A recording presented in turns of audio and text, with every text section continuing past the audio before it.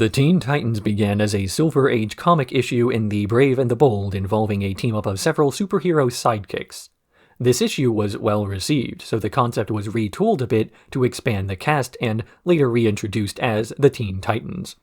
It was cancelled, brought back, cancelled again, and ultimately reimagined as the new Teen Titans in the 80s through mid-90s, with a bit of confusion due to two Teen Titans series running concurrently. This is the version most similar to the plot of the 2003 series I am going to be covering in this video, but for all intents and purposes, it's probably best if we ignore all of that, as the 2003 animated series is designed to be consumed as a standalone work. That is to say that people unfamiliar with all the history and lore don't need to catch up to jump into this series. In consideration of all of this, I will refrain from making too many references to earlier series in this retrospective, in the interest of keeping things, as the title of the video implies, brief. In the early aughts, anime had started breaking into mainstream Western culture rather than being a more niche medium as it has been before. Many networks were adapting anime for the West, a cheap means of getting shows on the air, as costs for these dubs were much cheaper than starting a new show from scratch. But these successes were so great that networks considered it cost-effective not just to take Eastern properties and bring them over, but to take inspiration from the East to make their own series. This was combined with the success of Harry Potter to create a scramble for anime-esque action series targeted to kids, ideally ones that could later evolve into a lucrative franchise. Nickelodeon had Avatar: The Last Airbender, which I already have a video on, and Cartoon Network picked up Teen Titans. In spite of the demand, Teen Titans still encountered some trouble when being picked up. For one, many of the characters intended for its run were only available in limited forms. For instance, any property related to Batman was forbidden, with the exception of Robin's name and design, so there was little with his backstory that could be done. Likewise, a few of the members of the Teen Titans could not have their rights obtained, resulting in similar but legally distinct variations of these characters to take their place, as well as a general shrinkage of the cast. Arguably, these restrictions resulted in a much better show, as the lack of backstory meant that plots had to develop characters and give them new situations to react to, rather than leaning into existing history. And the fact that the reduced cast size made the characters we did see that much more developed, due to the increase in individual screen time. The end result was one of Cartoon Network's most popular shows of its era, getting more reruns than most of the rest of the channel's content, and becoming a staple of certain airing blocks that other shows were anchored around. But maybe I shouldn't tell you all this, but show it to you instead. This retrospective will be split into individual episode retrospectives, which themselves are split into two sections, a recap of the events of the episode, and a review of the episode's themes and context. These individual reviews are all brief and thus digestible, which means this video can be watched in small chunks or all at once depending on your preference. Without any further introduction, Teen Titans Go!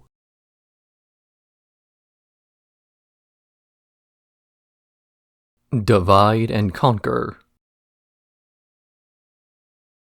The Teen Titans are responding to a prison break that's gone out of control, specifically because Cinderblock has broken into the prison. They work together to fight him, showing off each of their fighting styles, until Cyborg and Robin attempt a sonic boom maneuver that winds up with both men falling on top of one another as they take out their own group.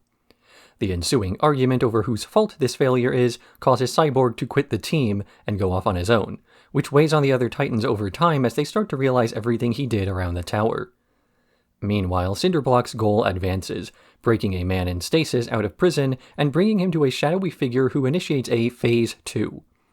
The man is removed from stasis, turning into a blob monster named Plasmus, and then he heads to a plant to start consuming sludge to make him grow larger. The Titans are seemingly able to defeat him by holding him down with mental girders, but he slips out and splits up to take the Titans out one at a time. Robin is chased to a vat of acid, knocking the villain in but falling over a ledge, only to be saved by Cyborg. Cyborg and Robin then team up to do their sonic boom attack a second time, this time knocking out Plasmus, and they return him to his human form. It is also revealed that Slade's plan was to use Plasmus as a distraction while Cinderblock wreaked havoc elsewhere, though Cyborg was able to dispatch him on his own. This was the first episode produced, with Plasmus's prisoner number being a reference to this fact, but the third to air due to a later creative decision by the network, something I will elaborate on more during that episode's retrospective. As first episodes go, this one would come up just a bit short. While it does many of the things that a good first episode ought to do, it comes up short in the key factor of excluding a major character for most of the plot. During the opening fight scene, we see all 5 members of the Teen Titans receiving some sort of focus on their power set, albeit in an environment where these attacks are largely ineffective. And during the last fight scene, we have them split up to operate alone, once more losing on individual levels. And then there's a domestic scene of the Titans back in the tower lamenting the loss of Cyborg. Starfire makes a gross pudding that's traditional of her people. Robin plays video games and overwrites one of Cyborg's high scores, a personality trait that would later be given to Beast Boy. While Raven insists that her emotions are unaffected by Cyborg leaving, shown to be false as she is still subconsciously shattering a few monitors. We also get very little regarding the shadowy figure ordering the other villains around, though this is by design, as his mystery is supposed to be built up over the season, even if a few of the details never really get brought up again, like his butler Wintergreen, a character from the comics, only appearing now, and he alludes to some past incident that also winds up irrelevant.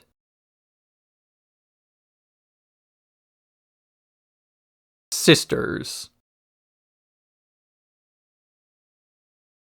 While watching fireworks with Robin, Starfire is grabbed by an alien probe. She escapes and reunites with the others, who take out the device and return to Titan's Tower, where they find Starfire's older sister Blackfire waiting for them. She gives Starfire a gift and begins regaling tales of her travels to the others, quickly becoming popular with the rest of the team, much to Starfire's jealousy. This is made worse when she attempts to bond with her teammates, only for them to blow her off to go to a nightclub, where the probes from before return and grab Starfire again, as she is lamenting her sister's popularity on the roof. Beast Boy notices this, and the rest of the Titans run over to rescue her, including a hesitant Blackfire, now sporting a wig, who is suspiciously able to hit the probes at their weak point. Blackfire is praised for her victory and invited to join the Teen Titans, which makes Starfire want to leave overnight. But when Robin comes to stop her, the aliens who sent the probes capture and arrest her. Robin is able to fight them off, and Starfire lands them both safely as their ship explodes, only for these aliens to identify themselves as intergalactic authorities come to arrest a criminal, Blackfire. They catch her fleeing, where Starfire's finally able to show up her sister, assisting in apprehending her as Robin welcomes her back as an irreplaceable member of the team. Blackfire has gone on to become one of the most memorable side characters from the 2003 run of Teen Titans, an impressive feat considering that this is one of 2 episodes where she even makes an appearance. But her limited runtime has given the show one other benefit, and that is exploring Starfire's characterization by making a foil. Starfire often struggles to adapt to life on Earth and routinely needs customs explained to her, something that serves as a role in the narrative both for comedy, but also to allow other characters to explain concepts that the audience may only be partially familiar with. Having an outsider character among the cast gives a good excuse for a steady stream of information to be given to the audience, without it coming across as jarring that the Titans would have to relearn basic concepts about Jump City. But what is also explored about Starfire are her abilities, the thing that makes her a hero for the definition that is valid within the universe Teen Titans takes place in. Because Blackfire is faster than Starfire, she is stronger, she knows more about the universe, she has more talent, and the other Titans seem to get along with her better as she more rapidly assimilates to the culture of Earth. But after all of this, she is still a fugitive, and one who pins crimes on her sister. This is the fundamental difference between the two. It's not the strength of a person that makes them a good hero, but how they use the strength.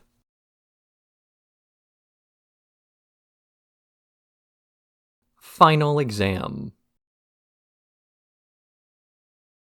The head mistress of an organization known as Hive introduces her students to a man named Slade, who hires them to destroy the Teen Titans. Back at Titan's Tower, the Titans are arguing over noise and who misplaced the remote, before later fighting over pizza toppings and then getting ambushed. Jinx, Mammoth, and Gizmo manage to separate the Titans and take them out one at a time, forcing them to reunite back at the tower without Robin, as he's missing in a sinkhole, before the Hive returns to fight them once again. As before, they separate the group and take them out individually, before flinging them into the water. The remaining Titans argue over what went wrong before Robin returns, this time with a plan. He uses the cybernetic arm that the Hive has hacked and stolen to do some recon, ultimately unhacking their systems to cause chaos and allowing the Teen Titans to infiltrate. This time around they fight in pairs, using their numerical superiority to launch coordinated attacks before finishing off the villains.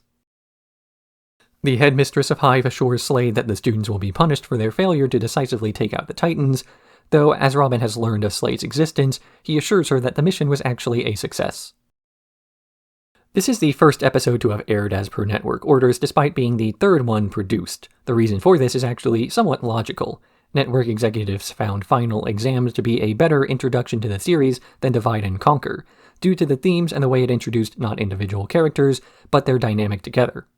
Ultimately, this is what the show is about, not Robin leading other people, but the dynamics between the teens and how they work as a group.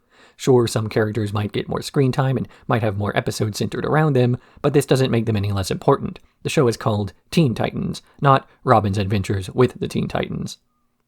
So what better way to show off group dynamics than by immediately taking the dynamics away? Having a group of villains who coordinate together and plan their attacks, fighting against the Titans who ran off on their own, and have arguments over what went wrong, instead of discussing how they'll improve. The Titans then use the same plan that Hive used against them in retaliation, while Jinx orders them into the same attack pattern they used before, showing a level of adaptation and improvisation that only a good team is able to do. But this isn't all that final exam does, as it also introduces Slade, going by his first name as Deathstroke was considered too edgy for American kids. Not only having him plot against his enemies, but establishing that his plans go far deeper than simply crushing them.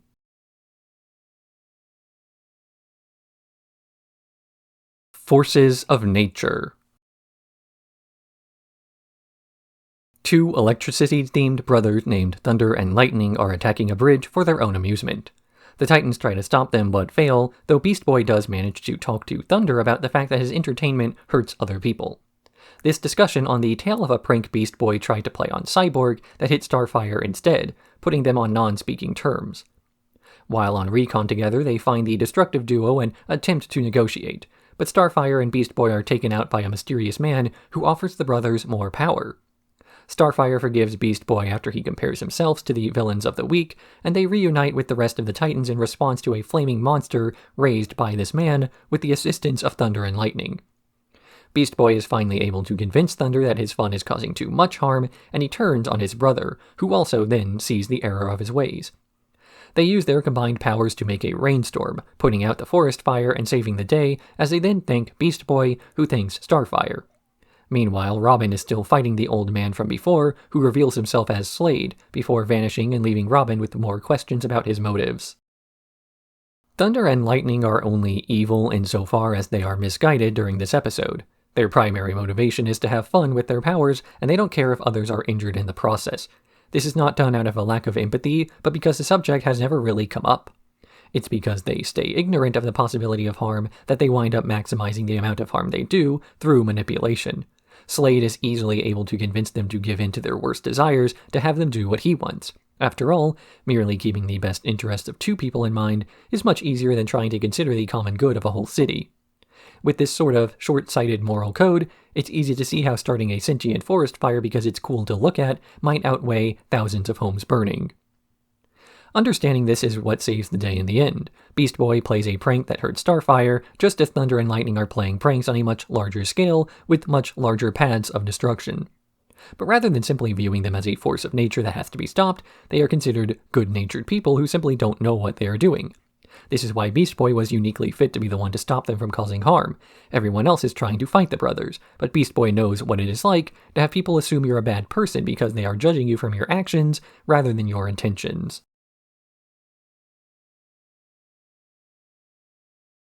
Sum of his parts. Cyborg's batteries die during a park picnic, and he uses his reserve power to return to the tower to replace them. But the rest of the Titans are called away to fight Mumbo, a magic-themed villain very obviously voiced by Tom Kenny, and Cyborg joins in with an artificial battery pack so he won't miss a fight.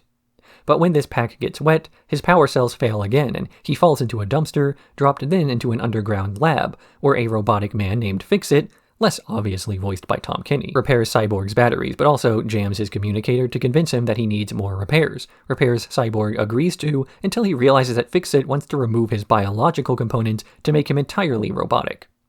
Meanwhile, the Titans are pursuing Mumbo on the assumption that he's the one who kidnapped Cyborg, but after dodging his magic act and catching up to him, they learn Mumbo had nothing to do with it. They run back to the junkyard to fight their way through the robotic army Fix-It controls, only for these bots to shut down suddenly.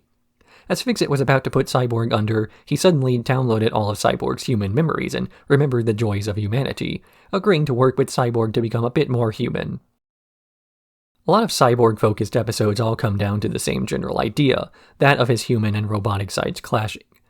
But rather than this being a frustrating case where a character continuously forgets important life lessons again and again, it's instead an internal relationship examined through varying lenses.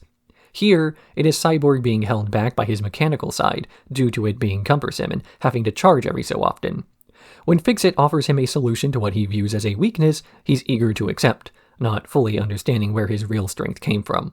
Cyborg believes it's a matter of his mechanical side not being good enough and that it just has to have a little bit more, when giving it more means giving it his human side.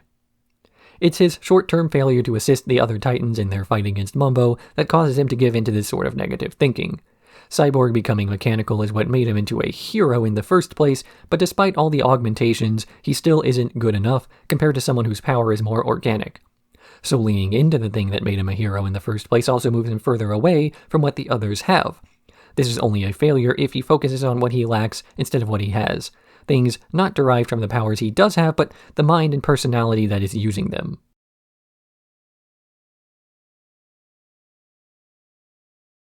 Nevermore. The Titans are fighting Dr. Light, losing against him until Raven steps in, loses her temper, and traumatizes the guy. The next morning, Beast Boy brings up her tantrum and she retreats to her room, so he tries to apologize to her alongside Cyborg, only for the two to get sucked into a cursed mirror and brought into another dimension. Here they meet Raven, who's now cheerful, giggly, and wearing pink, and she leads them to another part of the dimension with a mopey gray Raven and later a rambunctious green Raven. The real Raven appears and says that the mirror was a portal into her mind, and that each Raven is an aspect of her personality, before chastising the guys for breaking into her room. They are then attacked by Raven's father, Trigon, with Raven holding him off to make an escape for the other two.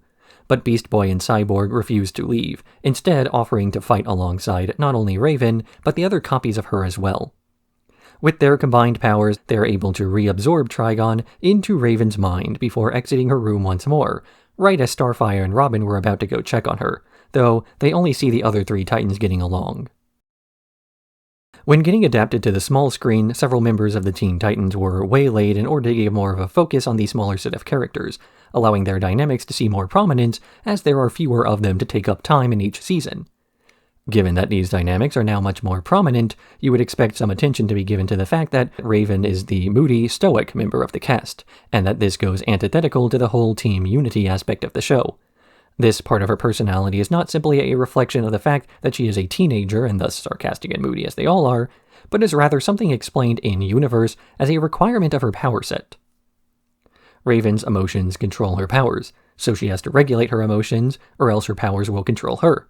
This is why she comes across as moody, and explaining this concept is how viewers can look at her stoic and sarcastic reactions to the rest of the cast and interpret it as a caring action done by someone protecting those closest to them rather than uncaring emotional distance. Splitting Raven up into several different genres of her personality is not just a way for Terra Strong to show off her voice acting range, but it also serves as proof that she is a normal person deep down, not to mention very subtle foreshadowing of a later season plotline.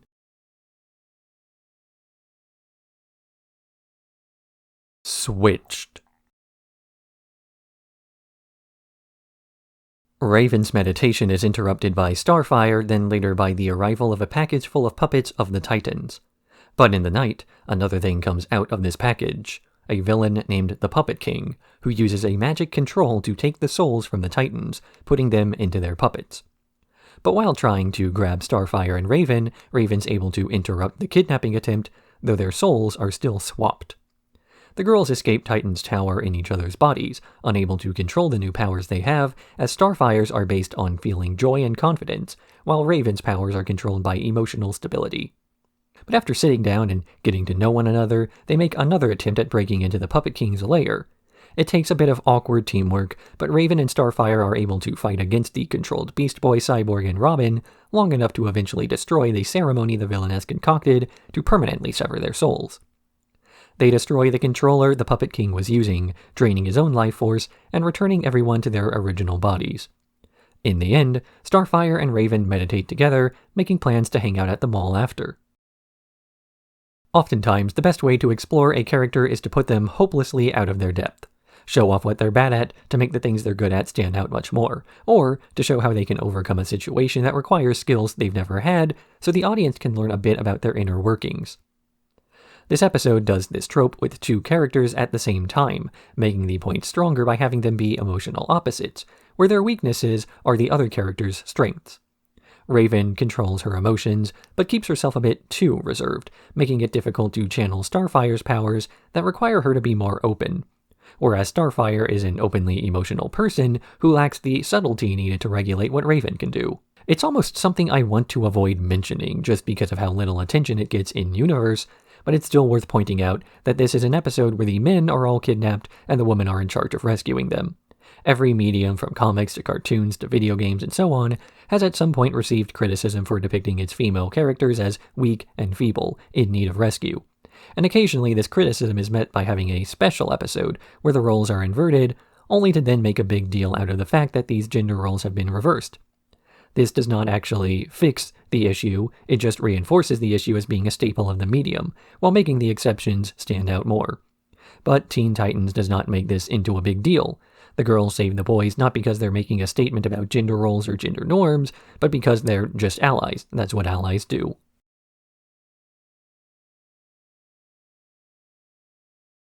Deep 6. A ship carrying toxic waste is attacked by a group of identical men identifying himself as Trident. The Titans head underwater in a submersible called the T-Ship to investigate, though they are attacked by this man while Beast Boy is heading out to look around, distracted by racing Aqualad, who manages to not only outswim Beast Boy, but saves the Titans as well. Aqualad has an assistant repair the damage to their submarine while he and Beast Boy go looking for Trident, splitting up as they argue over which way he went. But after reuniting post-fight, they realize that Trident has multiple copies of himself, and they get lured into an inner sanctum full of unhatched Trident eggs that confirms this fact, as well as identifying the reason he stole all the waste. Outnumbered, Beast Boy and Aqualad manage to defeat some Trident clones by playing up his ego and asking which one is the best, resulting in an all-out brawl that leaves them defeated. But when more eggs begin to hatch, they have to flee the cavern, barely escaping in time for the T-Ship to steal the exit, trapping the Tridents inside. Beast Boy and Aqualad get over their argument as Robin makes Aqualad an honorary Teen Titan. Beast Boy spends most of this episode trying to compete with Aqualad, turning their entire hunt against Trident into a competition. He wants to find the guy first, he wants to chase after him faster, and he wants the glory of saving the other Titans to himself. And then Beast Boy assumes that Aqualad is doing the same thing. After all, their goals align for the entire mission, and they are working quickly. But Aqualad was never trying to one-up Beast Boy, he was simply working diligently, and couldn't figure out why the other guy was getting in his way. It was not until he informed Beast Boy of his intentions that Beast Boy finally realized that no, Aqualad wouldn't make something up to make himself look good. If they both saw Trident during their separate fights, then they don't have a reason to lie. This is how he's able to figure out Trident's cloning scheme, and growing past this feud is how he's able to figure out how to stop him. But it's not like having an ego is a bad thing. Being competitive with others, even your allies, is actually good. This pushes people to be a better version of themselves, and these friendly rivalries are good at motivating people not to do the bare minimum, but then to go above and beyond in the interest of companionship. It's only a problem when this competition goes from each person trying to be a best version of themselves to each person trying to drag others down, something that we see defeating Trident in the end. Cooperation and competition are not mutually exclusive.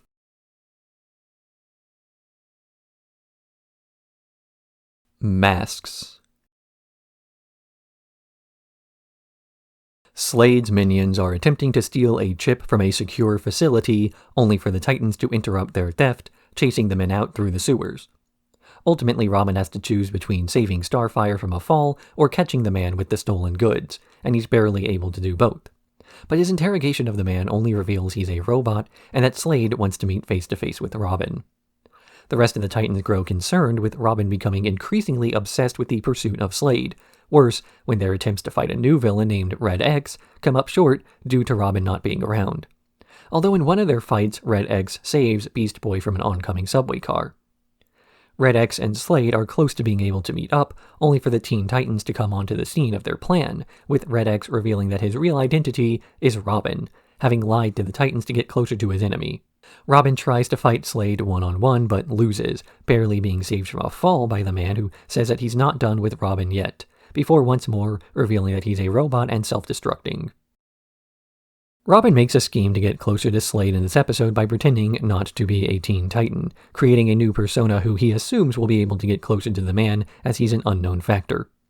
But because Robin needs Slade to think he's not one of the Teen Titans, he needs the other Titans to go along with the idea and has to hide information from them. This plan is based on deception and thus is based on Robin's assumption that he can't trust the rest of his team to act convincingly or keep it a secret. But he was wrong, overestimating how much the others would care about what was going on in his life. We've seen the opposite behavior from Robin in the past. During the episode Nevermore, he was willing to allow Raven to overcome her personal issues on her own rather than checking in on her as Beast Boy and Cyborg did. Of course, they only managed to help her out by working together, so Robin's unwillingness to work with his allies winds up getting them into even more trouble. Ironic then that his entire motivation for going off on his own was to protect them. During the opening fight scene, Starfire is nearly knocked out, something that motivates Robin's actions for the rest of the episode. He doesn't want them involved and assumes that they will want the same thing, their own safety. But people don't sign up to fight crime because they want a safe and easy life. Robin going at it alone will only deny them the righteousness that the others wanted to fight for in the first place.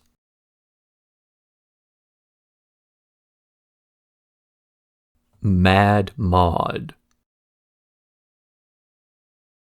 The Titans wake up in desk chairs, being lectured by a posh man with a Liverpoolian accent named Mad Mod, who insists they ought to be better behaved.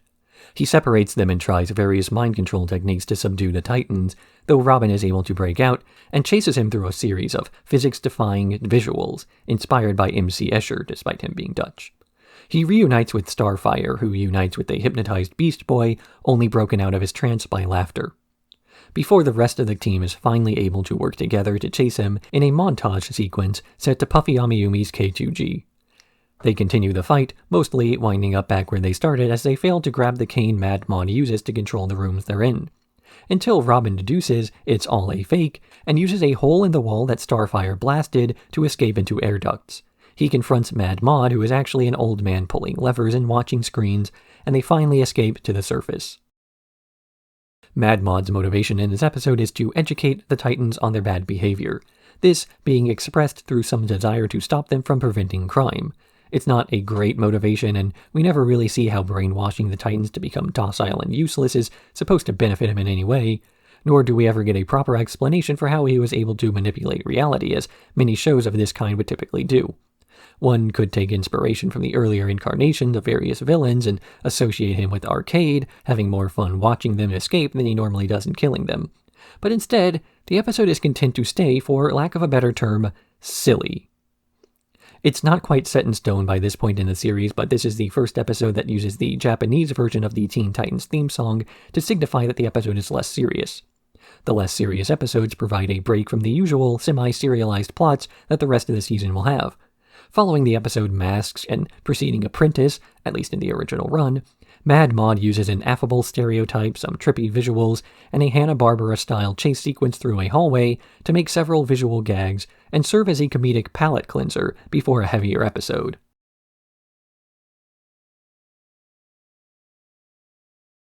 Car trouble. Cyborg has finished work on his T-Car and is excited to show it off when fighting against Overload, a villain who absorbs technology. The Titans defeat him with water, but as they are transporting him to jail, find out the T-Car has been stolen. Cyborg runs off alone to track down who might have stolen it, winding up at a racetrack where the T-Car has recently beaten Gizmo in a race, who reacts by stealing it. Gizmo takes the car for a joyride, throwing Cyborg off and getting away cleanly. As Cyborg is moping about the loss of his car, Raven returns and apologizes for not finding it as interesting as the others did before, offering to help him get it back, made easier when Gizmo returns to the scene of the crime. Cyborg and Raven borrow a car from the teen who originally stole it, and with Raven's assistance, are able to beat Gizmo in a race to ultimately place him under arrest. But during this chase, they collide with a police transport, one that was carrying Overload's circuits. He takes over the car and threatens Cyborg, though Cyborg does not hesitate to destroy the car to get him out of it. In the end, Cyborg and Raven work together to fix up the machine before the credits roll. Raven and Cyborg have a conversation about Cy's car partways through the episode. In it, she identifies why Cyborg was so obsessed with the vehicle as a way that she didn't see at first. To Raven, a car is just a car. Spending a bunch of time on one isn't very useful, especially considering Raven can just fly. But to Cyborg it was more than that. It was the culmination of a long amount of work, the thing he put his energy into, that was now effectively worthless as it was no longer his to show off. This is played in the episode for comedy, where Cyborg is geeking out over how fast his car can go with the very people who stole it from him in the first place. But it still shows a lot about his character. He works hard and is proud of that work. But conflicts in Teen Titans are very seldom one-sided like this. Raven at first chastises Cyborg for obsessing over the vehicle. He spends time taking care of it, even as they are fighting an enemy. It's not as though she's shown to be completely in the wrong, though. Cyborg valued his car because it represented his efforts, but the car itself is not the effort. The knowledge he got creating it, the experience he had putting everything together, that has value as well. So in the end, he's able to destroy the car, showing he's grown beyond an attachment to things and attached instead to the idea those things represent. Because even though the car is gone, it can still be rebuilt, but if effort goes away, that's not so tangible as to be reconstructed from scratch.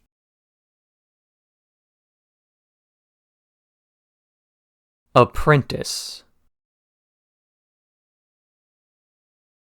After Robin has a nightmare about Slade, the Titans awaken to a call from the man, threatening the city with a bomb that freezes time that he has the detonator for. Raven tracks his location to an empty warehouse, and Robin begins interrogating random workers, though Starfire is able to track the device with her nose as she has an allergy to the material. As they work their way through the sewers, Robin splits off to fight Cinderblock, and discovers a tracker on the guy revealing Slade's location as the rest of the Titans try to disarm the bomb.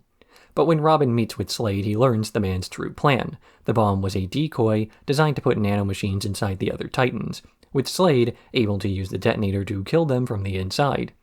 He then bargains with Robin, saying that if Robin serves him as an apprentice, he will spare the Titans. As the Titans search for Robin, they get an alert of a robbery and head out to stop it, discovering that the thief is Robin himself. They do not get answers about his actions, as Slade is ordering Robin not to explain himself, and after a brief fight he runs away.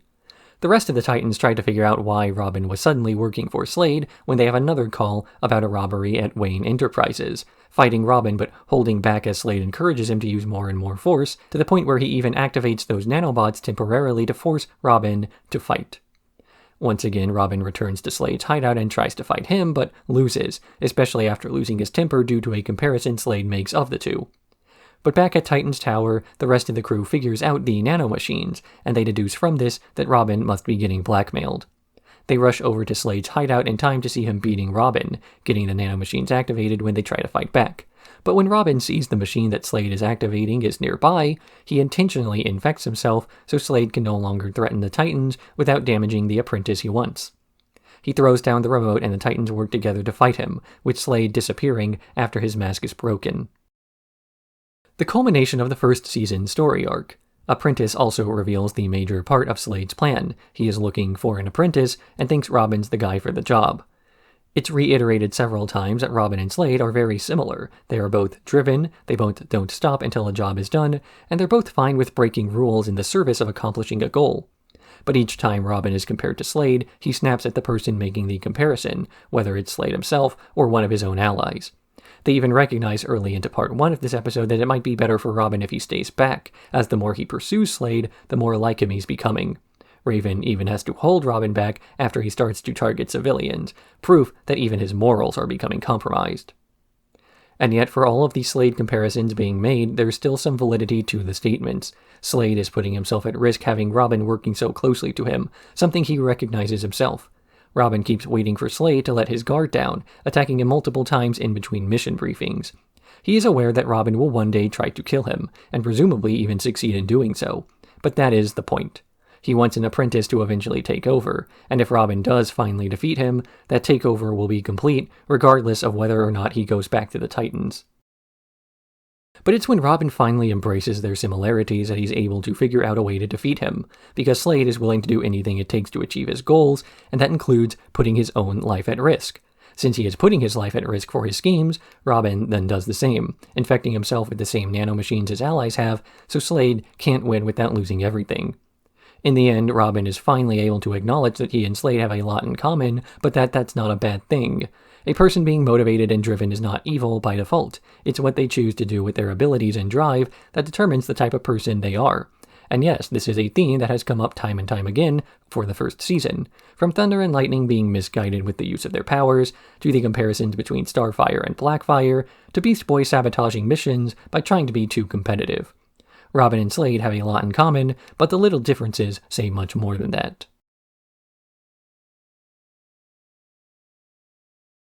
How long is forever? Starfire is attempting to get the Titans to celebrate a holiday from her planet, though they spend their time arguing until they get an alert to fight Warp, who is robbing a museum.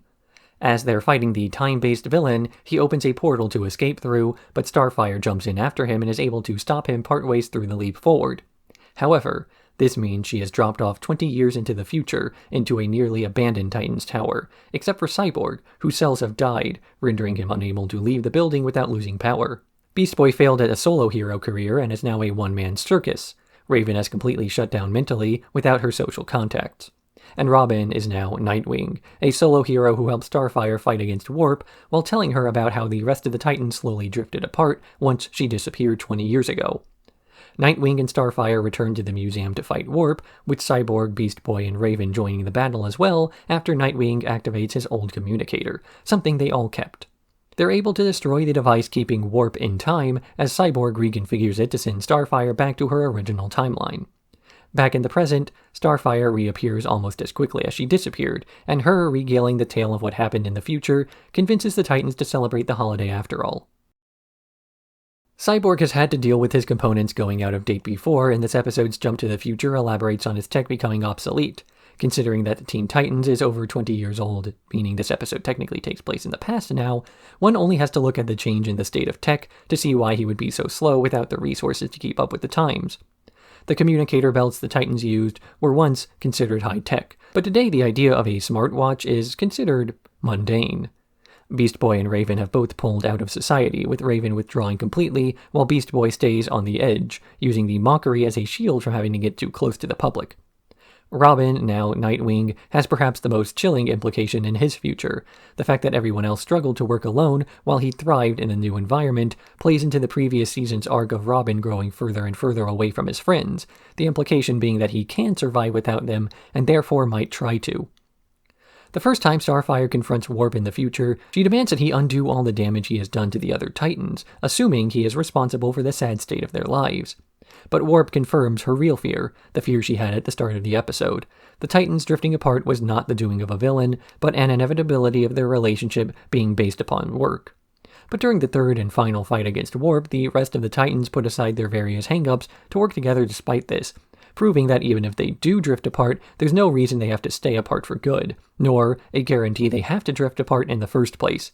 Starfire learns that her leaving was the thing that caused them to leave afterwards, so as long as she stays, they'll all stay, at least for the time being.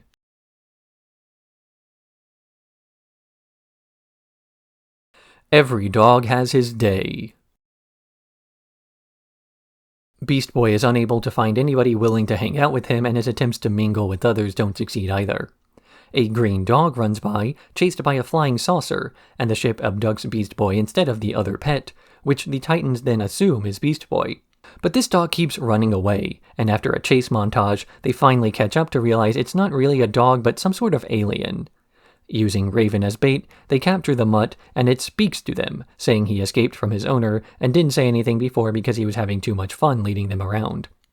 Meanwhile, aboard the ship, the captain, Soto, is a large, block-like alien who insists Beast Boy is his pet, entertained by the shapeshifter's antics. But the Titans are able to track him down and force his ship to land, resulting in a fight scene that ends when Beast Boy himself is able to break his bond and escape. The green dog then interrupts, demanding that Soto release him for good as he is tired of his owner, and Soto agrees that they can simply switch roles, donning the collar and reboarding the ship. Not every episode of Teen Titans has some moral or moment of deep character introspection. This episode borders on having one, with Beast Boy being desperate for attention, only to be fed up with it by the end. But there's an obvious difference between hanging out with your friends and being abducted by an alien. This episode, like some of those in the past, is just something meant to be silly. Beast Boy's abductor, Soto, even serves as an XP of the abominable snowman from the old Looney Tunes shorts. One half expects him to say something about Beast Boy, that he'll love him and hug him and pet him and call him George. Teen Titans takes obvious inspiration from anime of the decade, and this includes something that I am loath to call filler episodes. Filler is technically an episode made to pad out the length of an adaptation while the source material catches up, but these days it more so refers to an episode with no direct bearing on the plot, which is a bit reductive as we can still get character moments to endear the cast to us. Without these, we wouldn't care about what happens to them in the more plot-heavy episodes later.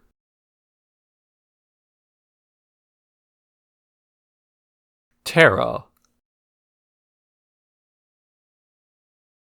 The Titans respond to a giant scorpion chasing a girl, only to see this girl destroy the scorpion herself with rock-controlling powers. She introduces herself as Terra, and the Titans are impressed enough with her skills to invite her to stay with them, but Slade has noticed her as well. She spends the night with the Titans, with the teens realizing she likely hasn't had a roof over her head for some time. When she overhears them discussing training with her the next day, she tries to leave as she cannot control her powers. But Beast Boy learns of this and assures her that he won't tell anyone and things will be fine. For a while, it looks as though he's correct, and Terra succeeds at an obstacle course. But when Slade attacks a mine nearby and she accidentally causes a cave-in during the fight, she runs away again, getting trapped in a tunnel with Slade, who promises to train her to control her powers. But Beast Boy catches her in the middle of losing control and causes her to cool down, returning to the Titans Tower to be formally inducted into the Teen Titans. But when Robin points out that she still needs more training, she assumes Beast Boy told her secret, and she leaves, the episode revealing Slade is still watching her. The Titans themselves has failed before. Cyborg lost power in the middle of a mission, Raven once traumatized a man because she lost control, Robin forgot key aspects of leading a team due to trying to infiltrate Slade. All of them have at some point lost control, and Terra's no different. Of course, she does not know this as they all seem to be on the outside, very in control of it all. They have one another to rely on, and so they can mask their real insecurities at times, and at other times show the vulnerability needed to admit their shortcomings and then overcome them. Terra has never had this. By her own admission, she's always been a loner, running from place to place to avoid the ostracization that comes with a lack of control of her powers. Because her worldview is informed entirely by herself and her reactions to herself, she does not understand that imperfections don't define a person, but rather the work to improve on those imperfections do. So when Robin's able to deduce that she doesn't quite have control over her own powers, she assumes this means she's a failure, because she's never seen any of the Titans struggling with theirs. Terra thinks that she is the only person who has ever failed, and her reaction to her failure informs her decision to be swayed by Slade later. The first person who has treated her shortcomings not as a secret that has to be kept, but a problem that can be solved.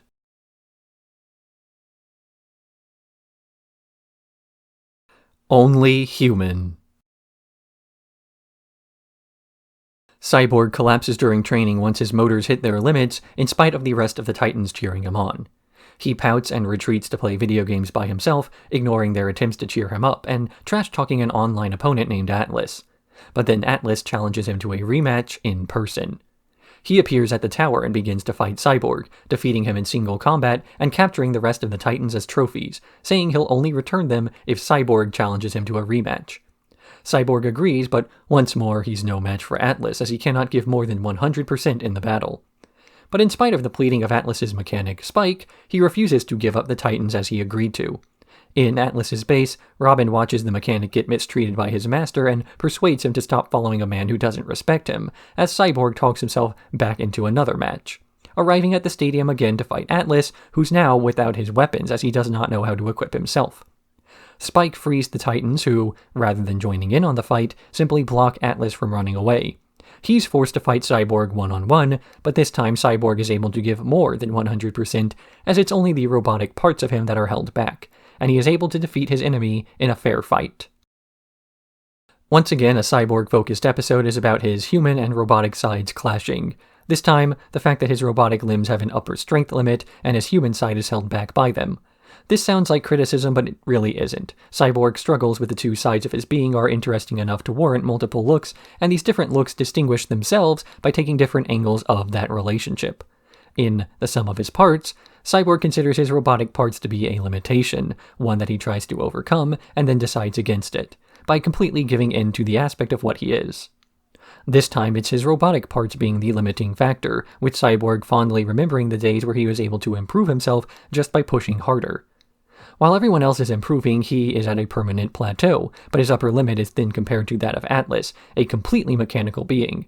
Atlas is stronger, but only because his parts are being improved, not because of himself, but another man who does the work for him. So sure, Cyborg's mechanical parts might hit an upper limit, but it's the assistance of his friends that gives him not the strength to win, but the motivation to instead focus on what he can do instead of what he cannot.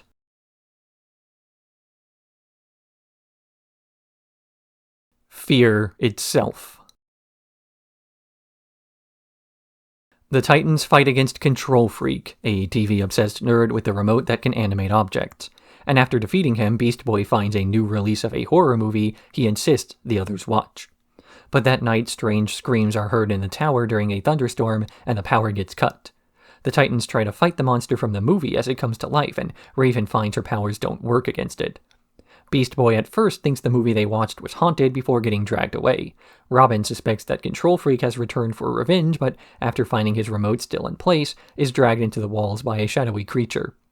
Starfire and Cyborg search for the others as Raven insists that she is not scared, and Starfire gets swarmed by strange creatures before Cyborg disappears without a trace.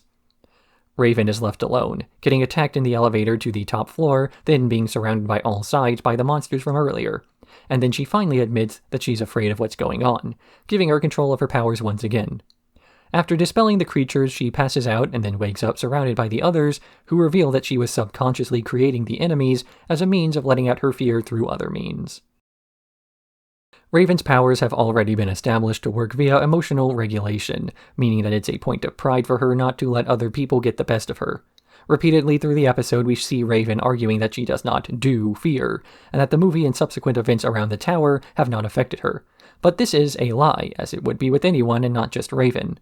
Trying to forcibly suppress your emotions will result in these emotions getting let out one way or another, and not always in a way immediately understandable, like somebody refusing to open up until they throw a tantrum over what seems small but was really a last straw moment. Raven is afraid, but because she's so good at not showing this fear outwardly, she instead expresses it inwardly. And because she prides herself on the fact that she does this, she cannot join the other Titans in enjoying their emotions, even those that appear outwardly negative like fear. Because they were afraid, but once the movie turned off, they laughed about it. Raven had nothing to laugh about until the very end, when she finally acknowledged that showing emotion isn't a moral failing, even if she does have powers associated with it. Because emotional regulation is not just about hiding your emotions, but in expressing them through healthy, controlled amounts.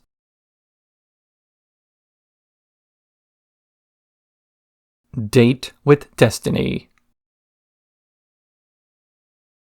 A man with the spider for a head is fleeing after robbing a jewelry store, paralyzing Robin in the chase.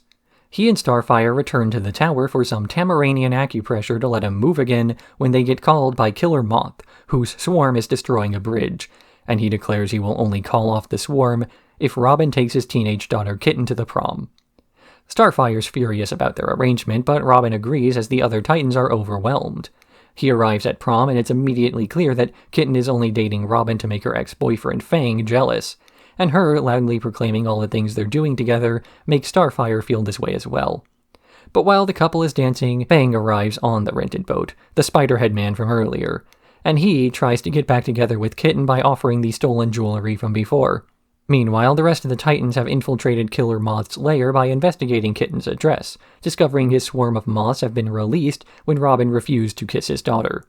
But they seal the exits as Starfire is able to blast the detonator out of Kitten's hands, with Robin destroying it and returning the moths to a larval state that Beast Boy finds cute, as the rest of the villains are taken away. Another silly episode, largely existing to ship a few characters and have a villain motivated more by the comedy of the situation than the plot. Killer Moth is intimidating, able to bring the Titans to a full stop during a battle, and yet for all the presence he has on screen, still has to kneel to his bratty teenage daughter. This daughter then manages not only to boss Robin around, but inexplicably manages to overpower an enraged Starfire during prom, driving home the idea that the Teen Titans are, well, teenagers. They have the same hormones, same amount of self-control, and so on. It's easy to forget that when they're dealing with large-scale threats and taking on huge amounts of responsibilities, But at the end of the day, they're just as mature as anyone in the audience might be, and by examining this immaturity through a humorous lens, it makes them much more relatable.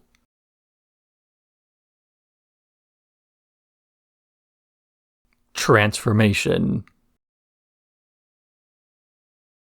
Starfire develops a Fooly Cooly style horn on her forehead and worries about it in spite of Raven trying to assure her it's just a zit.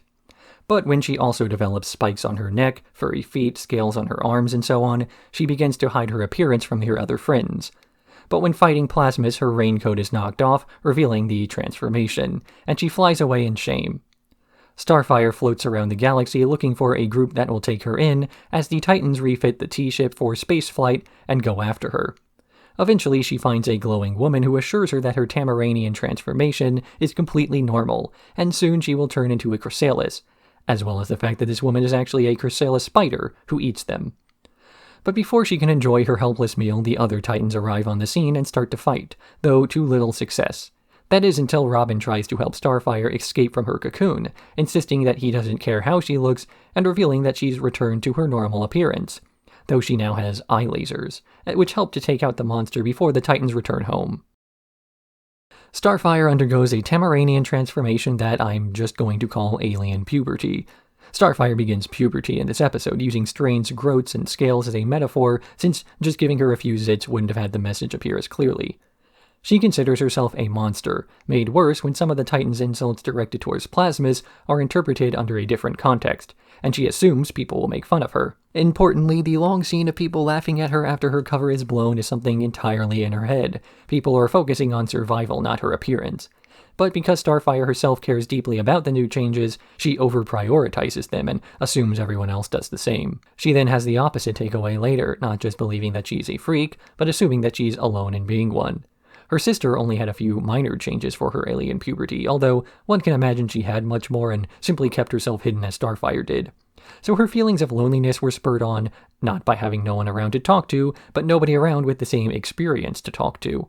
And then, because she was alone in the struggle, she was able to be manipulated by someone who had seen Tamaranian transformations before and could take advantage of the fact by eating her. When teenagers have aspects of their puberty hidden from them by authority figures who avoid bringing it up, it only means that they will learn these things from someone else instead. Maybe someone else with less than pure intentions.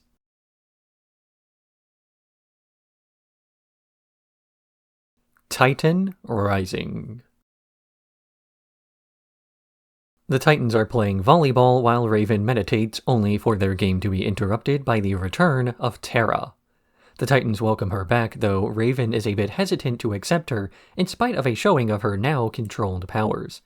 Before they can argue this point, a giant burrowing worm attacks Jump City, and they rush out to stop it, though when Terra tries to lunge a large rock at it, Raven stops the rock mid-air, as she's unsure Terra can use her powers safely. They then follow the worm underground, splitting up to reach a subterranean layer Slade has been using, discovering that his plan is to have these worms combine and sink the Titan's tower underground. Despite Beast Boy, Starfire, and Cyborg managing to destroy the upper worm drill, Slade is able to have the underground part of the drill break through while he fights Robin, and the tower begins to sink. But Terra tries to raise the tower back to the surface, aided by Raven, and they are able to return Titan's tower to its previous resting place. For her efforts, Terra is made a full-fledged member of the Teen Titans and given her own communicator. Raven and Terra both have similar powers in the sense that whether or not they can keep their emotions in check determines whether or not they can control themselves. As Raven has spent her whole life controlling herself like this, she knows the difficulty that can come from constant vigilance. Even this season we've seen her falter a bit and nearly get the others injured. So of course it would be Raven who is skeptical of Terra suddenly becoming much more in control after just a short time, accomplishing something that she herself still hasn't managed in many years. Because this improvement in a short time is suspicious, so Raven does not trust Terra completely enough to let her use these powers unchecked. But Robin's wisdom wins out over these suspicions, saying that everyone deserves a second chance. Because if you only give out trust to people who are proven not to pose a threat or a risk to you and your friends, then you don't really want trust but blind obedience. Even if Terra still has a tenuous hold of her own powers, being able to support her in spite of her mistakes is just what teammates should do. This is the lesson that the Titans learn in this episode, and it's the fact that they learn it here that makes later twists much more impactful. It's one thing for a mole to work their way into your organization, but another for that mole to be the one to teach you how to trust other people.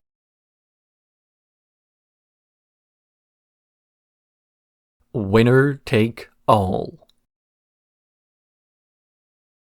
While playing a card game together, Beast Boy, Cyborg, and Robin are suddenly vanished, transported to a tournament of heroes led by the Master of Games. He promises prizes to anyone who wins. The Titans, as well as 5 others, all compete in one-on-one fights over the course of the day, with Speedy, Wildebeest, Cyborg, and Robin making it to the second round, while the losers get sent home. But Cyborg grows suspicious of the idea of being sent home and tries to recruit Robin to investigate, though Robin suspects this is just a plan to exhaust him to gain an advantage in the next day's fighting, so Cyborg gets sent alone. He discovers that the Master of Games is actually absorbing the losers into an amulet that allows him to use their powers. He is defeated and disqualified from the tournament, leaving Robin and Speedy to team up against Wildebeest in the final round to finish their newly developed rivalry. But after Robin wins, Speedy asks him whether it was worth it, causing Robin to grow suspicious of the tournament. Suspicions confirmed when the Master of Games tries to attack him. Robin is able to break the amulet, freeing the others, who then continue the assault to earn everyone else's freedom, and Robin makes all of them, except Gizmo, an honorary Titan. The episode ends with the Master of Games resurrecting to kidnap Woman for the Tournament of Heroines. Last season's arc established Robin as extremely competitive, but then mentioned that these things were not negative traits. Here, this lesson has to be partially unlearned, as that competitive spirit causes him to refuse to investigate further into a suspicious tournament. Had Robin been a bit more skeptical and a bit less willing to do anything to win, then he may have humored Cyborg's attempts at an investigation. He doesn't even suspect something is wrong when the guy disappears during the second day, as he easily believes the lie that Cyborg was disqualified for tampering with the other contestants. This competitive spirit is also exaggerated here as Robin meets Speedy, a skilled archer, and turns the man into his rival. Having a rival can drive people to work harder and be better, but these ideas can, as we see here, be taken too far. But perhaps the lesson wasn't completely unlearned, as the fact that it was Robin who won the contest means that it was Robin who fought against the Master of Games in the end, the strongest competitor having the highest chance of an actual victory. This is compounded by the fact that Robin had just defeated most of the other fighters, and those who he didn't beat directly, he had at least known about beforehand. He'd defeated Gizmo in an earlier episode with the help of his allies. He'd worked alongside Aqualad before, and during the tournament he fought Hotshot, Wildebeest, and Speedy.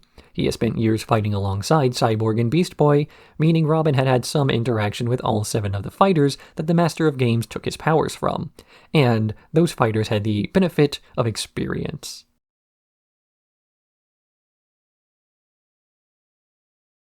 Betrayal.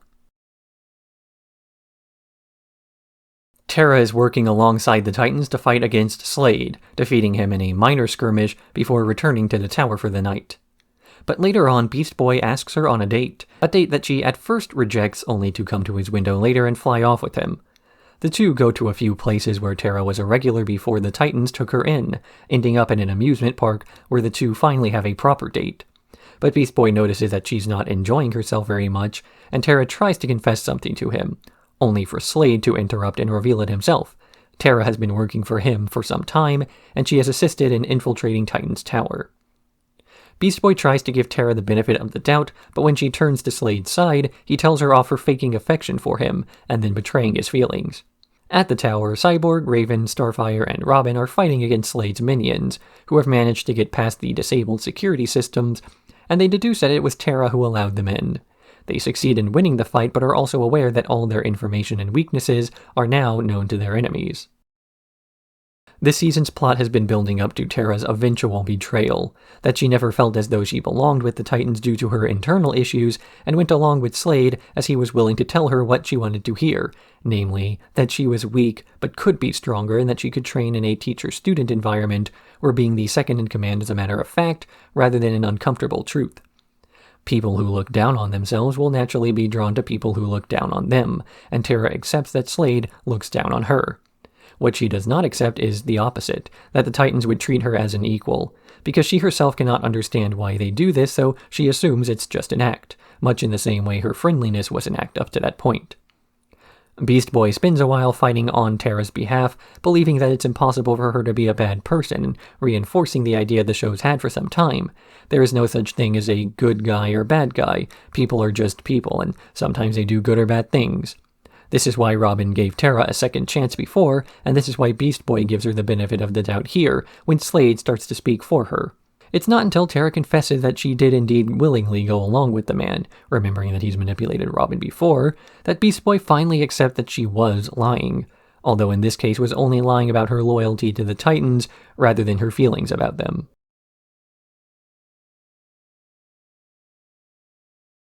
Fractured. Robin chases a biker named Johnny Rancid through the streets, ultimately crashing his motorcycle when he tries to mimic a bridge jumping stunt and breaking his arm. He retires to Titan's Tower to rest up when a tiny Robin named Nozyarg Kid, Dick Grayson, but they call him Larry, pops out of his head, explaining that he's from the 5th dimension and wanted to help. Basically, he's a comic fan with reality-bending powers popping into this universe.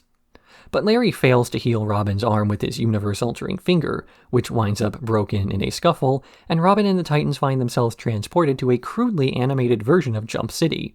They try to race back to Titan's Tower to return Larry to a portal that opened up so he can get his powers back, but Johnny Rancid beats them there and transforms the world into an edgy horror-verse. But spurred on by Larry, Robin decides to join in the fight against him with weaponized whimsy, and is able to eventually defeat the guy, returning the universe to normal. Robin then offers Larry another chance at fixing his arm, forgiving him for messing up last time, and Larry accidentally transports Robin outside the universe. This is the seasonal pre-finale comic relief episode, and thus doesn't have too much thematically aside from Robin feeling demotivated by his mistakes. So instead of talking about a point that's pretty clear in the narrative itself, I'll instead use this opportunity to point out something a bit more obvious, the fact that Teen Titans uses an anime-esque art style without abandoning its comic book roots that it draws character inspiration from. Larry interrupts the theme song a few times, his appearance and fourth-wall-breaking antics reflecting the Western animation style of characters with what would be reality-bending powers were this not a cartoon. He can manipulate the fabric of the universe, but we, the audience, recognize the powers for what they are, a simple awareness of the medium that the show takes place in. Like Wile E. Coyote painting a fake tunnel on a wall that the Roadrunner then goes through, we're not expected to literally assume that Robin has a tiny man in his head who will solve his problems for him, but to instead look at Larry as a nod to the audience by the creators.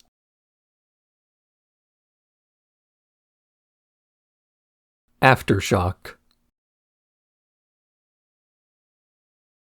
At Slade's command, Terra attacks the Titans, revealing several new powers she had never used before. Slade explains that this is because her new suit allows him access to her abilities, controlling them remotely. The Titans end up retreating, planning on whether they should go all out against her or if she can still be trusted, and with Beast Boy's pleading, they decide she gets one more chance. Terra, meanwhile, has broken Cinderblock, Plasmus, and Overload out of prison, placing more of Slade's remote controls on them so he can access their powers. They attack different points around the city, splitting the Titans into smaller groups that Terra then ambushes one by one, exploiting their weaknesses to take them out. When it's only her and Robin left, the two fight as Robin assures her that she can still break free of Slade's control, but Terra says she prefers it this way, and buries him underground. Terra is patrolling Jump City alongside many of Slade's robotic henchmen, having completely taken over after defeating the Teen Titans. But she keeps hallucinating her old friends in various parts of the city, and then the real team arrives and begins to attack her from the shadows. She asks Slade for assistance, but he keeps trying to get her to do all the fighting herself, eventually attacking the Titans with a hybrid of his henchmen from before. While the rest are preoccupied with this monster, Beast Boy goes off alone to track down Terra and Slade, eventually getting into a one-on-one fight with her, where he pleads for Terra to resist the control Slade has. But this control is more literal than it seems, with Slade's technology having merged with her body to prevent her from controlling her own powers. She's about to finish off Beast Boy when the rest of the Titans join her, telling her not to attack him with various words from threats to reminders. She attacks Slade instead, and Terra is finally able to break free from his control, But in the process, her powers have created a volcano that swallows Slade in its torrent of lava. She urges the rest of the Titans to leave, and in one final act, hardens all the lava and turning herself into stone in the process. This two-parter is the culmination of Terra's arc in Teen Titans, at least insofar as her relevancy as a hero is concerned. The story she's followed up to this point is a story of someone self-conscious about her lack of control over what she can do, running away from the consequences of her actions again and again, until finally meeting somebody who promises not to judge her for her mistakes, only to then be manipulated by this person. When someone is consistently told they're a failure, they start to believe it, usually not even questioning whether their failures are even that, or if the person talking down to them is simply trying to make them feel a certain way. Terra felt like she was a failure and then looked for a person who felt that way. When the Teen Titans learned that she couldn't control her powers, they did not treat it like a failure, but a first step in a long journey they themselves were also taking. But Slade told her what she wanted to hear, that she was wrong for lacking control and had to fix this part of her. A person who believes they're broken will look to fixes to what's wrong with them, assuming that it's a quick fix and that they only have to repair what's there instead of changing their point of view to learn there's not a problem if you can work on it. And so Slade's quick fix for her issue of lacking control is to give her control, just not her own. Up to this point, he was the one dictating what success meant to her, and therefore he could dictate what a failure was as well. When Terra was being overwhelmed, she smartly made the decision to retreat and request backup, but this was not an option for the person telling her what to do, and so the smart thing was not the right thing. People who lust for power tend to value obedience over intelligence. It took Terra some time to recognize this due to her craving for acceptance. When the Titans accepted her, she rejected them because she assumed they had an agenda. When Slade accepted her, he had a clear agenda. This to her made sense, as she would rather be with someone openly evil than someone whose intentions she couldn't recognize. But when she did recognize the real intentions of the Titans, as they had forgiven her again and again, she finally realized the manipulation for what it was. But by then it was too late to stop. At least according to Slade and Terra. Beast Boy assures her it's never too late for anything, that wanting to do the right thing is all that really matters, and this is why she is viewed as a hero at the very end. She might have started the volcanic eruption, but she put a stop to it too. She might have helped take control over Jump City, but she put a stop to that. And then she managed to prevent future incidents from occurring, by throwing Slade into the lava, defeating him once and for all. At least, so we're told.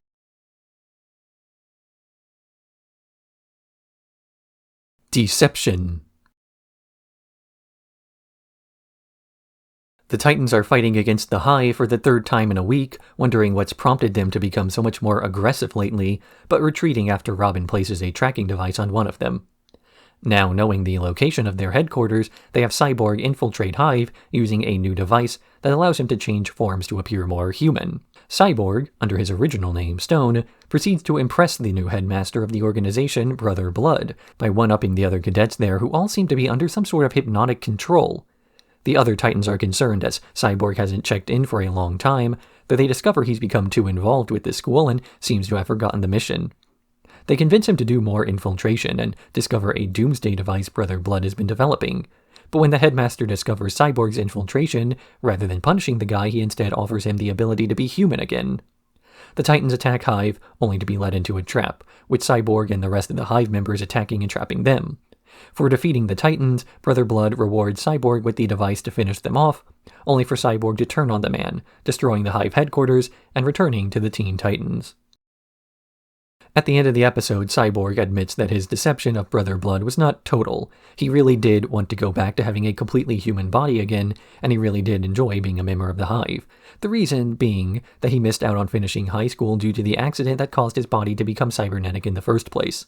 Because the injury denied him a normal childhood, he jumped at the first chance to live the life that he missed. Of course, he wants to go back to school, and of course he wants to look like he did back then. It isn't that he dislikes working with the Teen Titans, but that he knows there are some things in life he may never get the chance to do again. Sure, having cybernetic superpowers and being able to ride in a cool car and fight crime with his best friends is great, but people always want things they don't have. But it's not like Cyborg is completely unhappy and would throw his old life away for a new one. In fact, it's after being able to live out the extremely uncommon fantasy of getting exactly what he wanted and seeing the greener grass on the other side that he can return more fulfilled than ever. Because while it might look like the grass is greener on the other side, it always does. Once you cross over, you'll look at the grass you just left and decide that it was pretty green after all.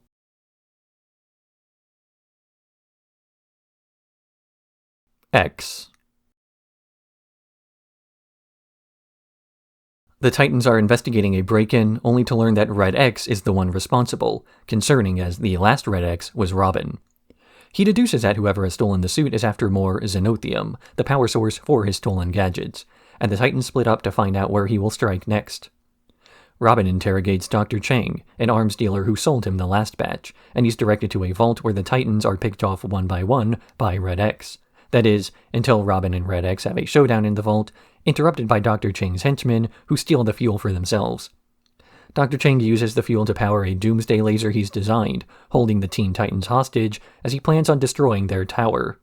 But Robin interrupts, attacking the henchmen and fighting his way through the building before being rescued by Red X, who claims that just because he's a thief doesn't mean that he's a bad guy.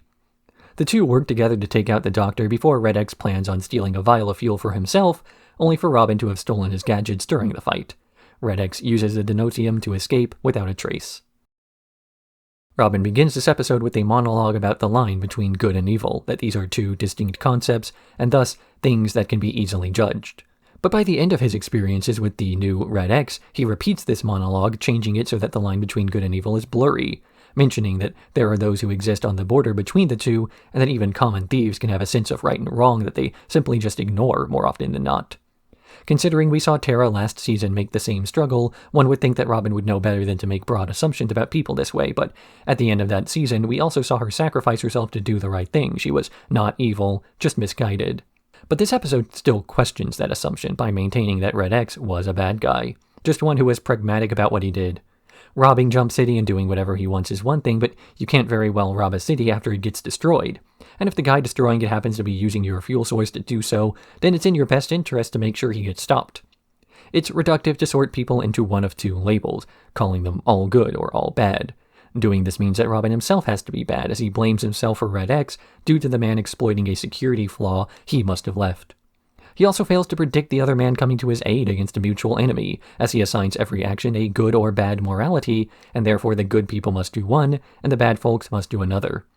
But there is no such thing as absolutes in morality, and most moral systems are just people enforcing what they think the status quo ought to be.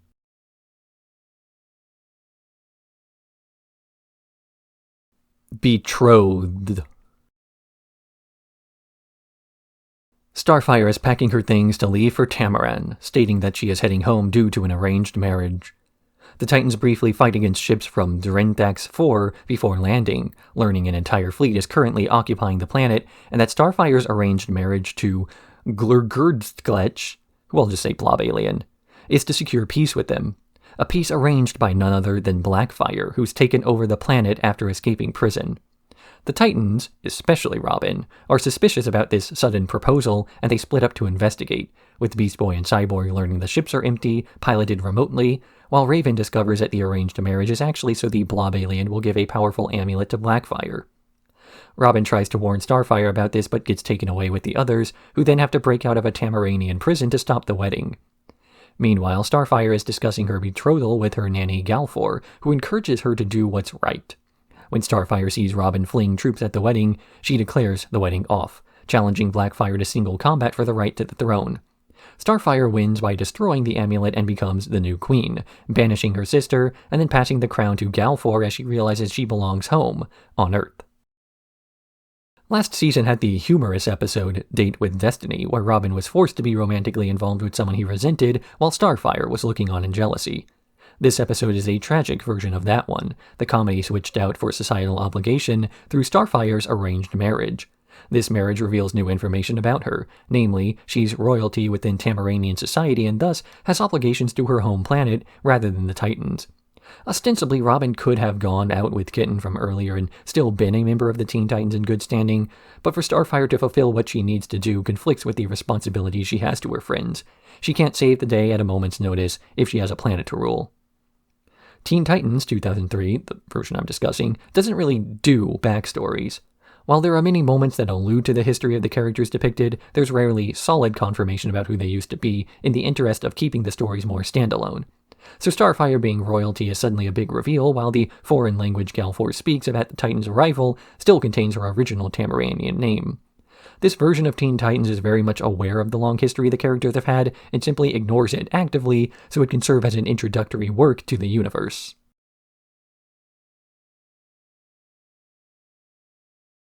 Crash. Beast Boy is trying to play a bootleg copy of a new video game, but the tower's antivirus keeps rejecting it. So he searches for a computer that will play it and sneaks into Cyborg's room, accidentally uploading a virus into his charging station that Cyborg then catches. This virus causes him to eat everything he sees, and the Titans are forced to call in Gizmo for assistance in purging the virus from his systems, as he is the only one that knows how. Gizmo shrinks down Fantastic Voyage style, and Beast Boy joins him as an amoeba, with the two racing to his brain to hunt the virus down. But the Titans are unable to stop Cyborg rampaging through the city, rushing over to the communications tower, where he might spread the virus to every computer in several miles. Gizmo wants to enact an emergency shutdown that might completely fry Cyborg as a backup plan, but Beast Boy insists they can take the virus out, something he's finally able to do after remembering that amoeba can multiply. Cyborg sneezes the virus and Beast Boy out and returns to the tower to recover, leaving Gizmo inside a puddle of snot on the satellite. Beast Boy spends most of this episode lamenting the fact that he was the one who infected Cyborg and then trying to win back the trust of his teammates by fixing what he started. It was originally his idea to shrink down and enter Cyborg's brain to fight the virus directly, but rather than allowing him to go in, they recruited one of their worst enemies, one who even has multiple episodes pitting him against Cyborg, to fix the problem. This then makes Beast Boy realize they trust their enemies more than they trust him, being the comic relief character instead of someone useful. Of course, when you trust an enemy like Gizmo to fix Cyborg, he's much more eager to use a kill switch than to try to fix the problem, the kill switch being a plan B instead of a plan Z, as it would have been with someone whose best interests aligned with those of the Titans.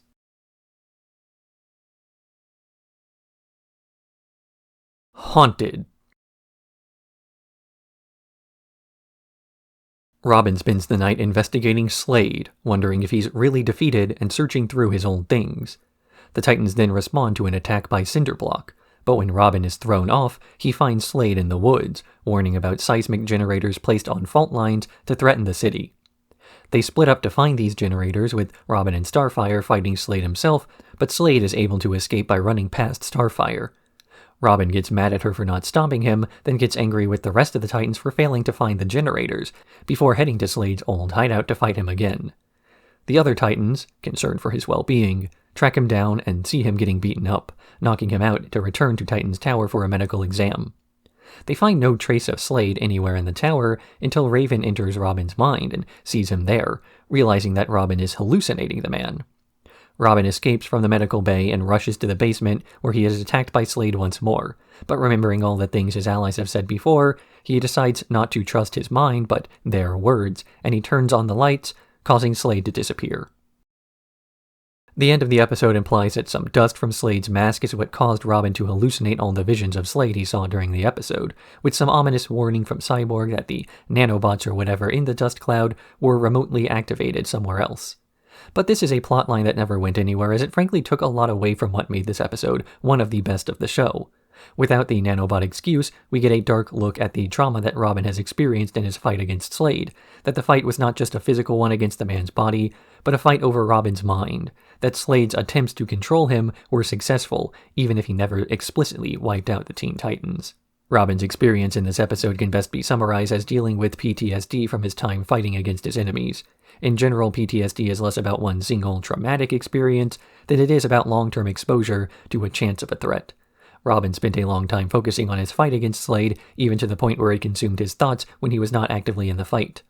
His allies do not share this trauma because they thought about other things. By design, Robin even tried to shield them from his own obsession during previous seasons. So in this episode, it's not until he lets their less involved and thus cooler heads prevail, Robin decides to trust his teammates and allies. He puts their reality above his own, and once again learns to cope with his problems by seeking help instead of doing things alone by himself. Removing the nanomachines at the end of the episode is just a way to make the recovery process instantaneous, instead of the more realistic outcome of slowly working past the trauma.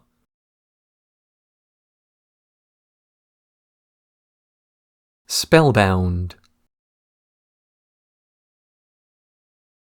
Raven is reading a book about a wizard named Malchior fighting a dragon, only for her reading time to continuously get interrupted by the other Titans, as well as a fight against a heart-like villain named Cardiac. After dispatching this villain, Raven returns home to read in solitude, upset that the others are not respecting her time when she learns that Melchior is sealed inside the book she's reading. She talks with the wizard for a while, even helping to unseal him from the book to give him a physical form, and Melchior rewards him by teaching her magic. But when Cardiac attacks again and Raven's new magic overwhelms not just the villain but his hostage and Raven herself, she realizes that the magic she learned was dark magic. Melchior assures her that dark magic is just misunderstood and teaches her how to finally unseal him from the book for good. But when he leaves this prison, Melchior reveals that he was not the wizard, but the dragon the wizard fought, and he tries to roam free to wreak havoc.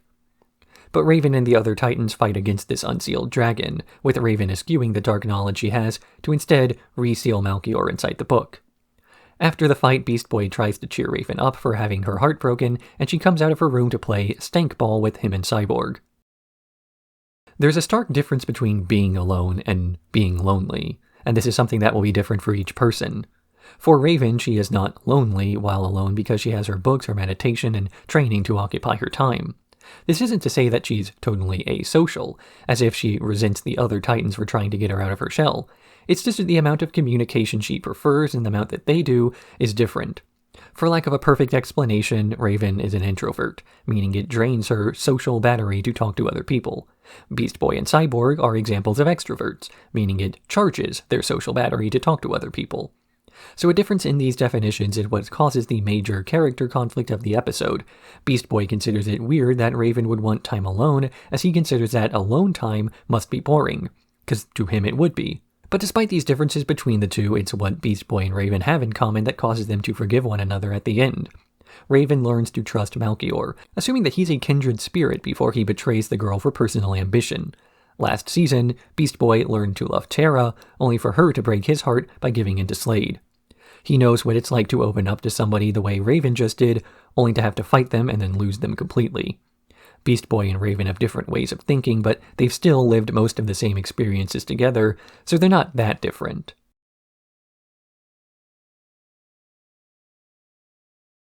Revolution. During a celebration of the 4th of July, Mad Mod takes over several screens across the city and hypnotizes people into thinking that the American Revolution never happened, and that they are still under British control. When the Titans try to stop him by taking his cane away, Robin is separated and has his youth drained, turning him into an old man and leaving the Titans without a leader. They each make a plan to defeat Mad Mod, and, when they can't settle on which one to use, try them all in succession. Starfire's plan is to rescue Robin and have him lead them to victory. Cyborg's is a direct assault on the Brit bots to get rid of his muscle. Raven wants to infiltrate and attack Mad Mod directly, and Beast Boy wants to train a revolutionary army of gerbils.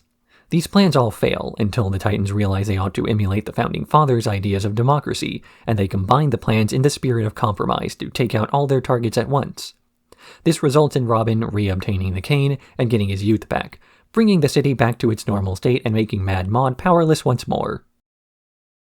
Unless referring to events of thousands of years in the past, it's generally difficult to erase fundamental aspects of events that happened as Mad Mod does in this episode, but it's not as though plenty of people haven't tried anyway. Usually, success in historical revisionism comes not from changing what happened in the past, but why it happened, to affect people in the future. Consider a potential example here. If the American Revolution wasn't successful, it would have been called the American Colonial Revolt, and the Founding Fathers of the United States would be called rebels. Here, the Titans are able to remember the American Revolution, but the reason they failed to overcome Mad Mod at first is due misunderstanding the why of why it happened. This very rudimentary understanding simplified the core lessons one could take from history to make them miss the bigger picture. Democracy is a system where most people agree on the direction the country ought to head in, if not the means of taking it there. Rescuing Robin, defeating Mad Mod, stopping the robotic army, all of these were just a small part of the same goal, to overthrow the British.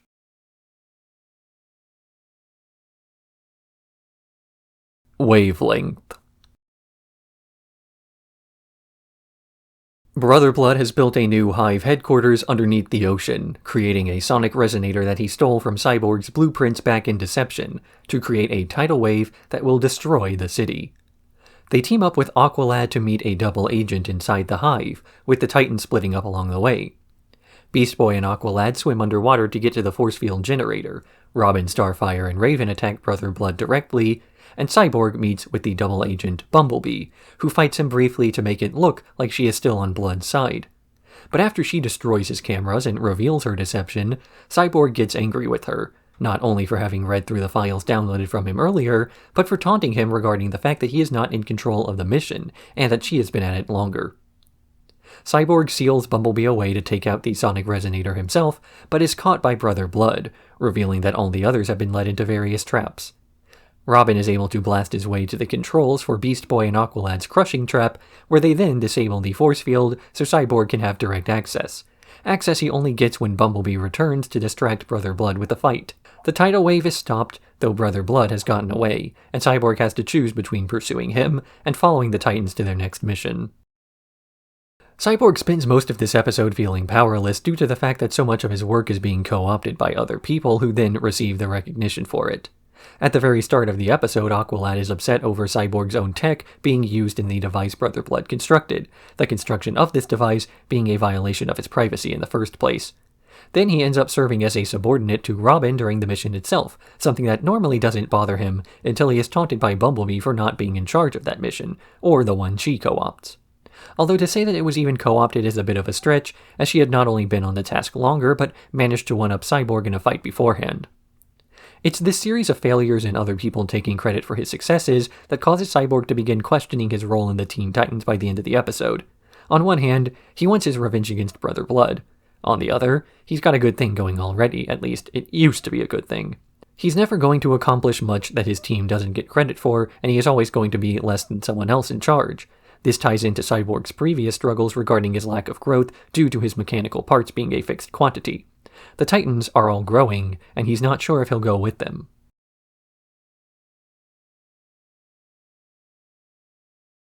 The Beast Within. The Titans are fighting a man in a strength suit named Adonis, who keeps taunting them for being weaker than he is. Beast Boy gets angry and snaps, transforming and attacking the guy in a rage-induced frenzy that pushes both of them into some unmarked chemicals. Over the next few days, Beast Boy's temper grows more and more, to the point where he even eats Robin's non-vegetarian breakfast and starts to pick fights with Raven. The next morning, Beast Boy and Raven are both missing, and remembering the argument the night before, the Titans race to track them both down. They discover Beast Boy roaming the sewers in the form of a monster, holding Raven between his teeth. And after wearing him down to take both back to the tower, Robin interrogates Beast Boy about what happened, and he loses his temper, escaping once again as Starfire watches over Raven's recovery, where she eventually learns, after Raven wakes up, that Beast Boy wasn't attacking her but protecting her. Robin and Cyborg manage to corner Beast Boy, only for a second monster to emerge from the shadows, and the two fight each other. Ultimately, Beast Boy is able to get the upper hand, and the other monster shifts back into the form of Adonis, with the chemicals they were exposed to causing them to lose their minds. After all of this, Raven and Beast Boy have a discussion over the fact that he lost his temper, with Beast Boy wondering if it's okay for him to have that amount of uncontrollable power inside of him. Given that he is talking to Raven, though, he's comforted by the fact that it's not what you can do that makes you a good or bad person, but the amount of effort you put into controlling that aspect of yourself that does. Beast Boy, all of the Titans in fact, has power that could easily have taken over the city, the exact same set of powers that Adonis was using at the start of the episode. As this show has done before, there's a lesson about a person's choices in life mattering more than who they are, and that the only difference between a hero and a villain comes down not to what their powers are, but what their powers do. This is a nice lesson in theory, but in practice it means little to characters like Beast Boy and Raven. Despite both of them resolving to do good and fight alongside the Titans, they're still both limited in their capacity for goodness by the control they have of their powers. Raven has issues with control on occasion, and beings like Trigon exist within her, meaning that no matter how much good she does in the world, all of it can be erased in an instant. And Beast Boy has uncontrollable evil within him as well. It's worth considering that he lost his temper before he was ever exposed to the chemicals at the start of the episode. He can just as easily cause great harm in the future when, or if, that beast comes out.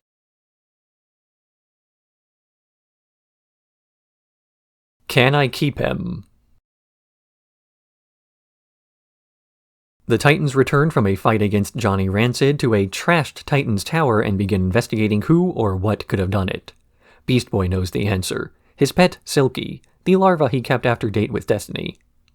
He gives Silky to Starfire while Cyborg and Raven search his room, and Starfire quickly grows attached to the larva, feeding him alien food from her home planet, which causes the thing to grow massive.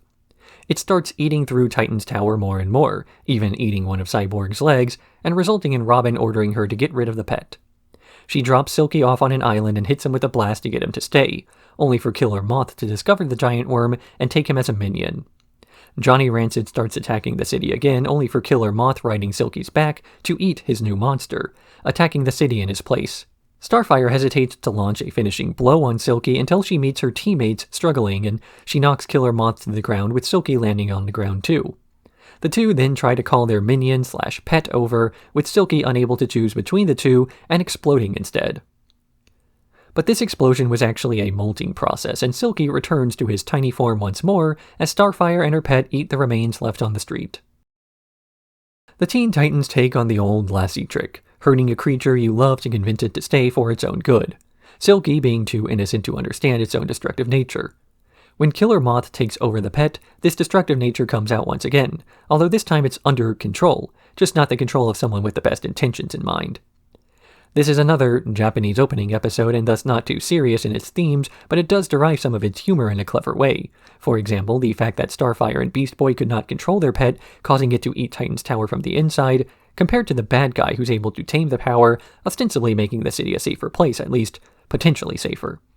This is then played for a laugh when Killer Moth and Starfire are both trying to call Silky over to their side, with the creature having multiple flashbacks, not just to its time with Starfire, but the fact that the horrific supervillain was in fact the one who raised him from birth. Once again, Killer Moth's soft side is forced to come out against his will.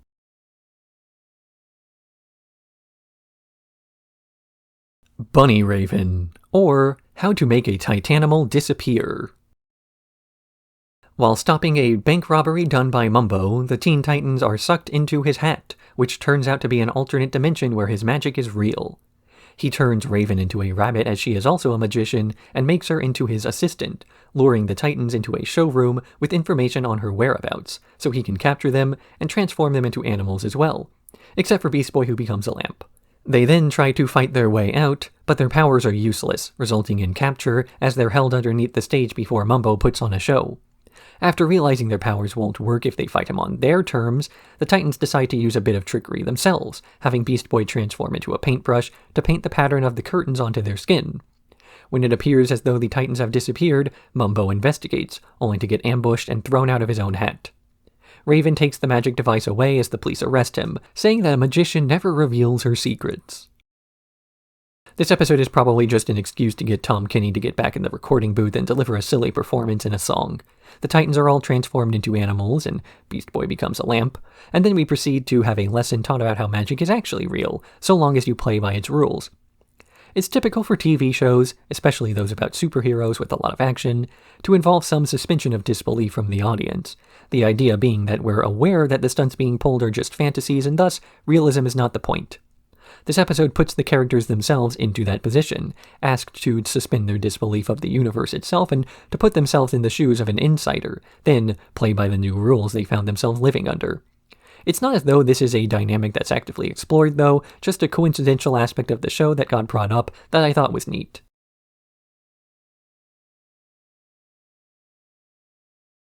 Titans East. Cyborg is traveling alone to Titans East, a newly established tower in Steel City, run by the group that has been tracking down Brother Blood all season. His mission is to help them set up the building, a process that's been moving slowly as Bumblebee, Sparky, Aqualad, and the twins Moss y Menos keep fighting one another. Cyborg manages to whip them into shape, not only completing the tower together but managing to beat down a villain named Steamroller as well. After celebrating the victory, Robin calls Cyborg to return to the Teen Titans. But before he can leave his new friends, Brother Blood and a bunch of minions based on Cyborg schematics break into the Titans East headquarters. The East Titans split up and get captured one by one, though Cyborg's able to defeat Brother Blood as he knows his own schematics better, and the tower security is activated once again. Robin then calls Cyborg a second time, asking him why he's taking so long, and Cyborg announces that he is staying with the Titans East as their leader, as they need him more. But unbeknownst to him, the Titans East have been brainwashed when they were grabbed, and they prepare a second invasion by Brother Blood. Cyborg once again tells off Robin for trying to get him to come back to the Teen Titans, cutting off communications to celebrate a victory over Brother Blood with his new allies, but they reveal they've been brainwashed by him at this time, attacking and disabling Cyborg so Brother Blood can reveal his real plan of dismantling the man's circuits to figure out how he blocked his brainwashing in the first episode of the season. But the Teen Titans arrive to rescue him, breaking him out to save the others from Brother Blood's control. Robin puts Cyborg in charge of the mission as he knows the tech being used, the people it's being used on, and the man who stole it better than anyone else does. The Teen Titans fight these Titans East under Cyborg's command until Brother Blood teleports them away from the others to fight one-on-one, dismantling the man piece by piece until he is limbless and cornered. Brother Blood then holds the rest of them as hostages, demanding that Cyborg tell him what parts of him allow him to resist the mind control, probing deeper into Cyborg's mind. But as Brother Blood is hacking him, Cyborg hacks him back, using Brother Blood's own powers to reassemble himself using parts from the other bots, and then turning the fight around. At the end of the episode, Robin prepares to say his goodbyes to Cyborg, respecting his wish to run the Titans East by himself, but Cyborg rejects the own offer, telling them that Bumblebee is in charge and that he wants to go back home with the Teen Titans where he belongs. Season 3 has been building up to Cyborg quitting the Teen Titans, though this concept is something established as early as Episode 1, when Cyborg left over a lack of coordination with Robin. This time around, though, the feud between Cyborg and Robin is caused less by the two not working together well, but because they work together a little bit too well. Cyborg and Robin are great teammates, but working with the Teen Titans means that that's all Cyborg will ever be, one of many subordinates to the guy. He wants the freedom to lead in his own right, and by pursuing Brother Blood he has the ability to do that. And of course, pursuing Brother Blood is one of his motivations. Robin has in the past forbidden Cyborg from going after a person with whom he has a feud, Robin himself having nearly been destroyed from within by his own obsession. And yet for all these warnings, Cyborg still wants to get even, and he wants to get even on his own terms with the team he controls. Sure, he makes several mistakes along the way, the Titans East Tower is a mess, it's uncomfortable to live there, and the new recruits are constantly fighting one another, but this is a mess that Cyborg has control over, and thus one that he can fix instead of asking someone else how to fix it. Cyborg makes mistakes, but they are his mistakes. He is fully prepared to deal with the consequences, even if dealing with them isn't easy. It wasn't that Cyborg even wanted to abandon his old team, so much as he wanted to be more responsible for his own actions and decisions that made him leave. We even see him accepting help from his old allies and leading a mission to rescue his new ones from mind control that proves that his resignation was not about wanting more power or a better job or to stop taking orders. When you're a member of a team, your problems are everyone's problems. Cyborg wanted to deal with his mistakes on his own. But then the inverse is true as well. When your mistakes are everyone's problem, then everyone's mistakes are yours too.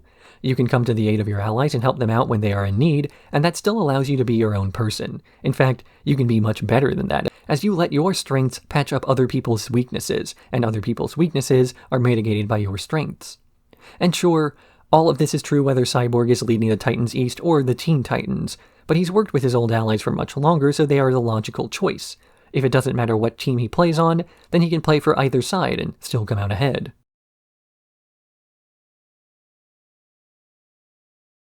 Episode 297494, or Don't Touch That Dial. The Titans search for Control Freak on reports that he has broken out of jail and has been spotted on multiple television sets across the city, including a spotting by Beast Boy in the Titans Tower itself. They track him to an underground headquarters where he has constructed a device that turns him into TV waves, meaning he's no longer in the real world, but television instead. Beast Boy accidentally sends the Titans into TV as well, and they are chased through several programs as Control Freak recruits various movie and television villains to assist him. But his real plan was to gather various gadgets from the TV world and combine them with off-screen training montages to give himself even more power, entering the world of Star Wars to rule the entire universe. But Beast Boy leads the rest of the Titans through this show as he's seen it hundreds of times, and manages to win the final battle on the logic that the good guys always win on TV, and therefore they will win there. In the end, the Titans sit around the tower trying to remember if there was an actual lesson to be taken from the event, before concluding there probably wasn't. Teen Titans got its start as a comic series, later adapted for the small screen, while retaining some of the aspects of the original incarnation. But by the 4th season, Teen Titans had outgrown its origins. Most people watching Teen Titans by this point were more familiar with the cartoon than the comic book. It's not as though this is a failure by any means. More fans is always better, and a few were still sure to crave more and read the source material.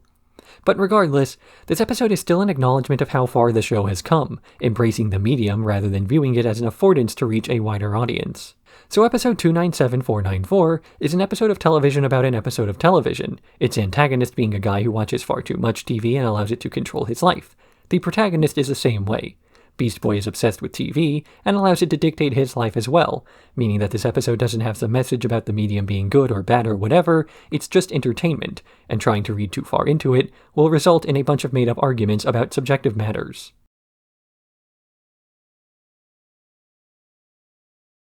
Cyborg the Barbarian.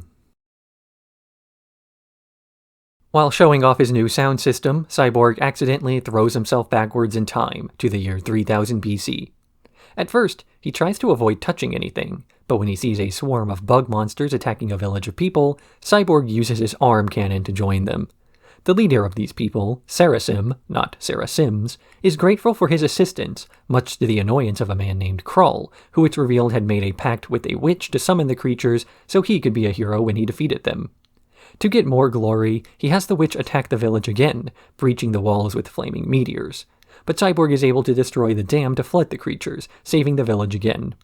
Kral then makes a deal with Cyborg to send him back to his original time using the witch's powers, but when Cyborg realizes that he's the one who's been attacking the village, he tries to fight the guy with his little remaining battery. This is not enough, and he gets defeated, rescued by Sarasim and the others who have managed to rebuild the dam with a water wheel that can charge Cyborg. Before Cyborg can assist them in the final battle against Kral, he gets torn out of time by Raven and brought back to the present. He frets that he had to leave without saving them or saying goodbye, until Raven shows him an old book, revealing that Sarasim was victorious. There's an idea that people from earlier periods of history are somehow inherently inferior compared to those of us in the present, that if you were to take modern technology and show it to people from a few thousand years ago, they would be totally incapable of comprehending it. But our understanding of early people is tainted by a few things, including the lack of surviving artifacts of the time, and an assumption that we are far more self-made than we are. The benefit of growing up around technology means that you're far more used to it. And yet this doesn't mean anything about the default state of a person. When higher technology has been introduced to groups that did not have that tech beforehand, it has always been very quickly adapted to. Even early accounts of the first Spanish explorers arriving in America explain that the Native Americans were extremely curious, and eager to learn how to disassemble and maintain the firearms the Spanish had.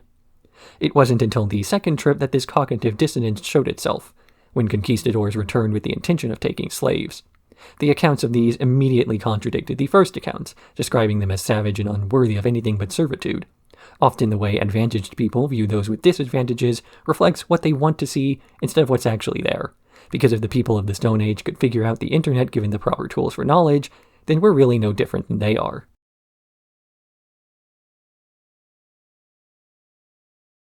Birthmark. After defeating Dr. Light, the Titans go out to celebrate, except for Raven, who stays home waiting for midnight. When the other Titans investigate why she was so keen on the date, they discover it's her birthday and throw a party, though she doesn't want this. There's then an alert about a break-in at a nearby factory that they respond to, only to learn the culprit is Slade, despite him being presumed dead. He fights them using new fire-themed powers that nearly defeat the Titans, until Raven somehow manages to freeze time. Slade is immune to this time freeze and begins attacking Raven, saying he has to deliver a message to her. Raven frees Robin from being frozen and tries to flee with him, but Robin's unable to hold off Slade, and the villain eventually catches up to Raven on top of a tower. Here, he gives her a psychic vision of the future where all her friends are turned to stone and the city's destroyed. He says that she will be the one to do this before disappearing and unfreezing time.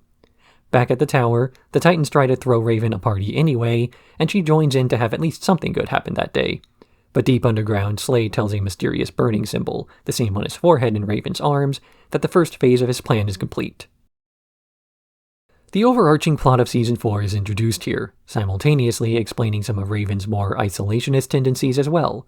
While she's the type to prefer solitude, here it's explained as a coping mechanism for an eventual destruction of the planet she is told she will facilitate. To know that everything she has done in her life thus far is for no reason, as it will all be destroyed soon anyway, is enough to make anyone a nihilist, whether they are told this destruction will happen on a specific birthday, or in billions of years when the sun explodes. There's been an idea built up over the course of the show that people are not good or bad, and that it's the sum of their actions that determine their true morality. Raven is revealed to be the harbinger of total destruction of all her friends and loved ones in the future, so based on the earlier moral, everything Raven does will be offset by her final actions. The ultimate moral judgment that can be passed on to her is one that must take the inevitable future into consideration. So now we know part of the reason why Raven is avoidant of other people. It only makes things more difficult to cope with. Destroying your friends is a lot harder than destroying a few coworkers. Not to downplay that either.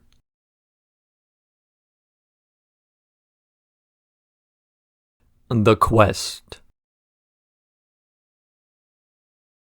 Robin loses a fight against a thief named Kotaro, who mentions that he is stronger because he trained under a teacher named the True Master. Robin leaves the Titans to track down and find this True Master by traveling to the other side of the world. There, he asks an old woman for directions, and she informs him that the True Master will only see him if he leaves his weapons behind and makes it up a mountain path before sunset. As he climbs, he has to fight an anthropomorphic bear with tenacity, a blind snake in a dark cave, and a monkey atop several bamboo shoots. As he climbs this mountain, he is repeatedly reintroduced to the old woman from before, who tells him not to take the easy way up, and is ultimately stopped by Kotaro just before he gets to the summit. Kotaro admits he was never trained by the True Master as he couldn't make it up alone, so he followed Robin as he cleared the obstacles for him. But the old woman from before then reveals herself as the True Master, saying that, as Robin did things the right way instead of the easy way, he should be able to defeat Kotaro, which he does. In the end, Robin returns to Titan's Tower to find the rest of his team, wearing his clothing and pretending to be him. A line Cyborg says after Robin leaves, that's intended to be played for laughs, is that Robin takes himself way too seriously. He goes on a grand wuxia journey across the world to train with an esoteric master who may or may not exist, all because he lost a one-on-one to some guy. He puts himself through a bunch of arbitrary restrictions based solely on the word of an old woman who claims she's an expert, and while she's ultimately revealed to be correct in her expertise, the actual rules themselves were pretty arbitrary. Robin only had to get to the peak by sunset so he could see better, not because he would have been rejected otherwise.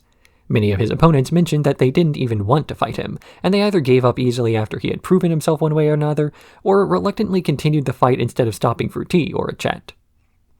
Ironically, the old woman, the True Master, could have saved Robin a lot of trouble if he had taken his time from the start. It was going out of his way to help her out that got him part ways up, and she even mentions that she would have revealed her true identity if only he'd stopped to get to know her. Robin's experiences in this episode were largely a waste of time due to his insistence that things go a certain way, and yet, for all his obsession with doing things the hard way, this also wound up paying off, as the act of climbing the mountain itself was good training.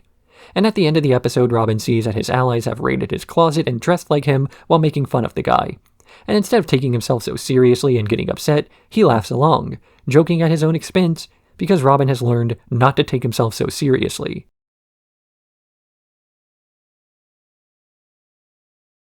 Employee of the Month. The Titans are chasing down a UFO after a series of UFO attacks on cattle, though Beast Boy is having trouble keeping up as he needs to manually flap his arms. He requests that Robin buy him a moped so he can keep up with the others, but when he's refused this request, Beast Boy instead looks for a job, winding up at Mega Meaty Meat, a fast food restaurant that only serves meat. He's disgusted by this as he is a vegetarian, and it's made worse by the fact that his boss, Bob, is unhelpful, sitting in the back of the building all day. But when the restaurant is overwhelmed, Beast Boy looks for help in the back and discovers that the meat is actually a synthetic mush created by an alien that uses abducted cows as a power source, and the alien leader calls it Nufu. Beast Boy takes out the leader and holds him in the Titan's fridge, threatening to eat him if he doesn't tell him the plan and how to stop it. Beast Boy then shuts down the entire alien conspiracy as the rest of the Titans fight the cow-powered ships by stealing the moped he wanted from the Bobs, though it's broken in the process. In the end, the day is saved and Cyborg accidentally eats the alien leader. Beast Boy is a vegetarian, which makes sense given that he's capable of transforming into most of the animals people eat. But as he really wants to drive Haruko's moped and doesn't have any money of his own, he is ultimately forced to work at a place that disgusts him as there are no other jobs available he's suited for. It's a well-known sentiment that people in a capitalist society ought to vote with their wallets, but it's a lot easier to vote with what's going out of it than it is to vote with the money going in. Beast Boy never buys meat because that would increase demand for it, but boycotting a job when you have purchases to make is a harder decision, not to mention one that locks you out of the other kind of voting with your wallet, since it's not really abstaining from a purchase if you didn't have the money to buy it in the first place.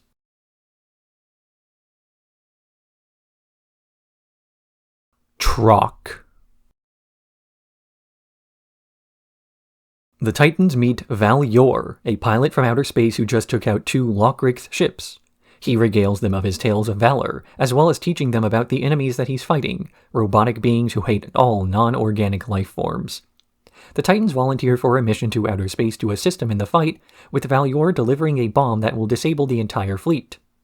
He gives each of the Titans a role in the mission, except for Starfire, who he calls Troq and chides her for bothering him during fights. When the planet's surface is blocked by mines, he sends Starfire out alone to disable the field, only focusing on her mistakes, and later tells her to stay on the ship when it's time to deliver the payload.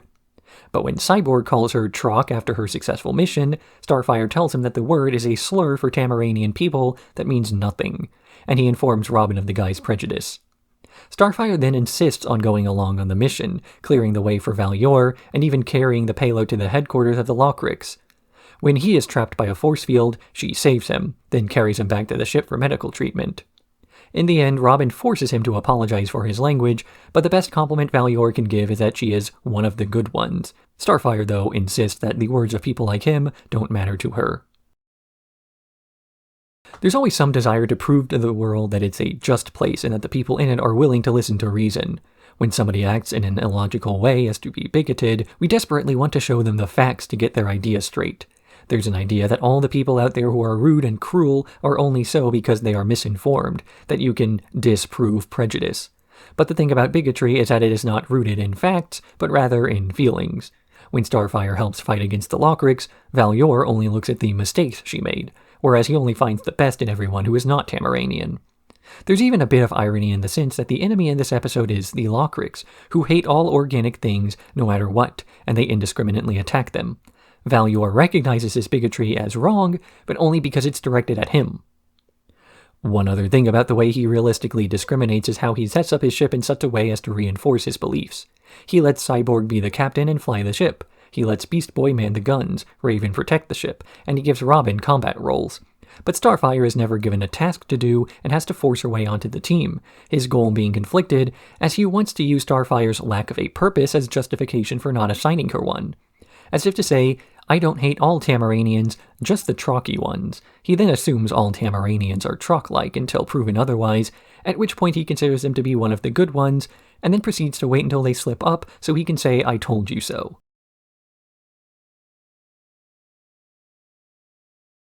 The Prophecy. The Titans are investigating the return of Slade, and focusing this investigation on the mark that appeared on his forehead. But Raven knows more than she is letting on, hiding things from the others, as they respond to an attack by the man near the old library. Raven defeats him, though her skin starts to glow red, matching the symbol he left with his fire. She then returns to the Titan's tower to meditate, teleporting herself to Azarath, where she finds the streets abandoned. She talks to her mother, though her mother tells her that there's nothing that can be done about the prophecy. Meanwhile, the Titans are heading further and further underground, fighting literal ghosts who chant about a gem before seeing an underground chamber where they fight Slade again. He's overpowering them until Raven returns with a fury, beating him down and refusing to let him flee until he's able to distract her by pointing out how afraid the other Titans are of her power. In the end, they reconvene at Titan's tower and Raven reveals the gem in the prophecy is her, and that she will become the portal through which Trigons enters the world to destroy it. Raven hides her real identity from her friends for most of the episode, if not most of her life. This isn't a failure on her part to learn the morals that Teen Titans likes to teach, and arguably what the show is founded upon, that working as a team and trusting your friends. Instead, when Raven refuses to admit her purpose to the others, it's out of a feeling of denial and frustration.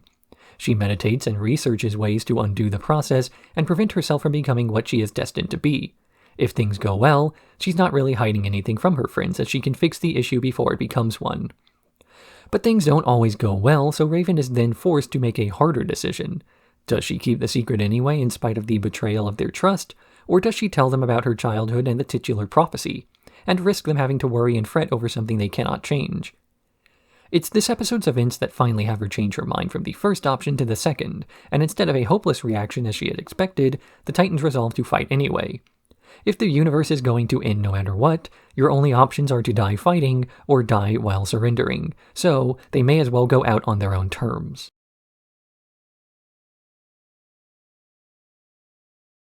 Stranded. The Titans are investigating a derelict space station when they are attacked by a monster with a soundwave attack. Robin and Starfire are seemingly able to defeat it by throwing it down a large pit, but when Cyborg teases them for being a couple and Robin denies it, neither of them has time to process this before the monster comes back, destroying the space station and causing the Titans to crash land on a nearby planet. On this planet, Beast Boy finds a disassembled Cyborg and tries to help him get put back together, then failing this, to reassemble the ship in spite of his lack of technical knowledge. Raven is discovered by a small group of aliens who won't let her leave and mimic everything she says. Robin and Starfire meet up as Starfire pouts, treating Robin coldly before the monster from before returns and knocks them down a cliff. Robin tries to get Starfire to fly them to safety, but as her powers only work when her emotions are stable and clear, she can't do this. They then take shelter in a cave where Robin admits to Starfire that he looks up to her, short of a love confession as the monster came back. This time, Starfire is able to fly them to safety away as the monster plummets, and they are discovered by Beast Boy piloting the ship with Cyborg's instructions, later discovering Raven being worshipped by those aliens. Every plot in this episode is caused by some sort of breakdown in communication, whether it's from a lack of it, a misuse of it, or an overabundance. For Beast Boy and Cyborg, the reconstruction of the crashed ship is difficult as Cyborg is missing his arms and Beast Boy struggles to work as his. Cyborg keeps using the precise technical terms for each part, but Beast Boy doesn't know this jargon. Despite Cyborg being perfectly accurate and clear in how he is speaking, Beast Boy will never understand him if they don't use the same point of reference. This plot starts out because Robin's transmission is cut before he can tell them not to separate their ships, splitting apart where they are too weak to safely enter the alien planet's atmosphere. And the plot that takes up most of the time comes from Robin and Starfire, who, due to a miscommunication, are no longer on speaking terms, or rather, a supposed miscommunication on Robin's part. When he is too nervous to elaborate on his feelings for Starfire, she takes his hesitancy to act as a sign that he doesn't care enough to do so. Were his feelings authentic, he would have no problem putting them into words in a clear and precise way, at least according to Starfire, who it's established has to be open and precise with her emotions for her powers to work.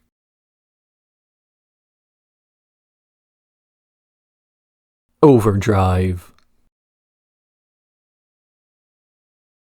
Cyborg wakes up in the morning with a packed day ahead of him, lamenting before bed that night he didn't get to do everything he wanted to.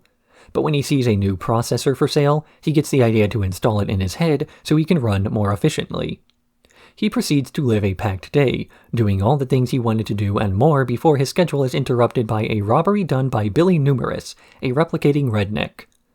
The Titans try to track him down but fail, eventually running out of daylight and energy. But Cyborg continues on the pursuit of the man himself, simply rewiring his circuits to run more efficiently by foregoing other parts of his brain, like personality. But the next day, when he runs out of energy and shorts, the other Titans have to uninstall the new chip to revert him to his old form, though this gives Cyborg an idea on how to take out Billy Numerous. The next day, they attack the guy with several copies of themselves. Numerous chases after all of them, but eventually overexerts himself trying to maintain so many forms that he collapses into one. With him out of the way, Cyborg goes home to take a long nap. Cyborg experiences a physical version of burnout in this episode, pushing himself harder and harder in the pursuit of an ideal lifestyle free of waste, to the point that he begins to sacrifice everything else that made him human. Sure, there's a desire to give this plot point to Cyborg as he's the one Titan who can most directly make the metaphor real, in the sense that he has gauges showing his free time evaporating. But it's still a real risk to anyone who feels pressure when they think themselves as underperforming. The real tough decision to make in this instance is the decision between working harder and working smarter, whether you should spend more time on yourself or spend less time on yourself but more efficiently. Basically, do you stay up all night studying for a test and then take it while sleepy, or get a good night's rest but no less of the material? Taking breaks and including downtime in your day is a good way to ensure that the time you spend actively working is spent more effectively. If you get hit by a wave of burnout, you won't be doing anything at all. This is the way the Titans are able to defeat Billy Numerous, making him overexert himself to the point that he is incapable of fighting back on his own any longer.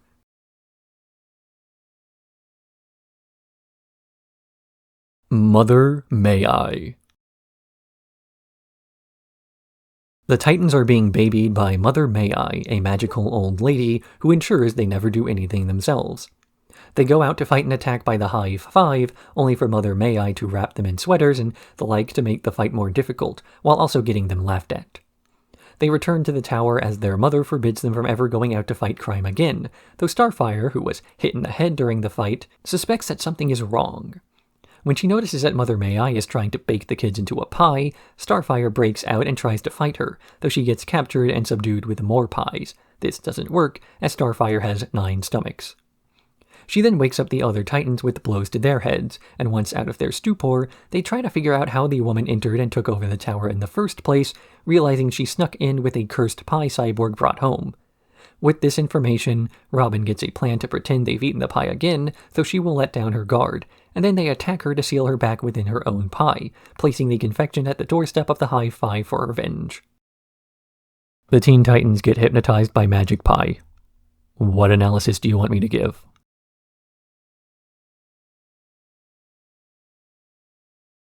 The end. The day mentioned in the prophecy arrives, and Raven decides to spend it by making pancakes for the Titans, going out for pizza after fighting Plasmus, and walking through the park. But when a solar eclipse occurs and Raven begins to glow, they realize her real motivation: to try to make the Titans' last day on Earth pleasant. They tell her they have no plan on surrendering to Trigon, and they place her into a sealed room to meditate as they guard her. But when Slade and a flame army arrives to lay siege to the tower, Raven leaves of her own volition, putting the Titans to sleep as she and Slade head to the old library. When Slade goes to Trigon to ask for his end of the bargain, Trigon states that Raven came back of her own free will and thus nothing will be delivered. Slade attacks Trigon, but as his powers were granted by him, he loses them. The Titans have managed to fight their way to the gym room beneath the library to stop Raven from fulfilling her destiny, but she seals them away and chants the incantation needed to allow Trigon back into the world.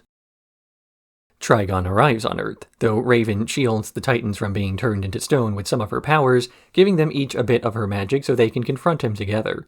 But these powers still are not enough, and they get blasted back to the library where they meet with Slade.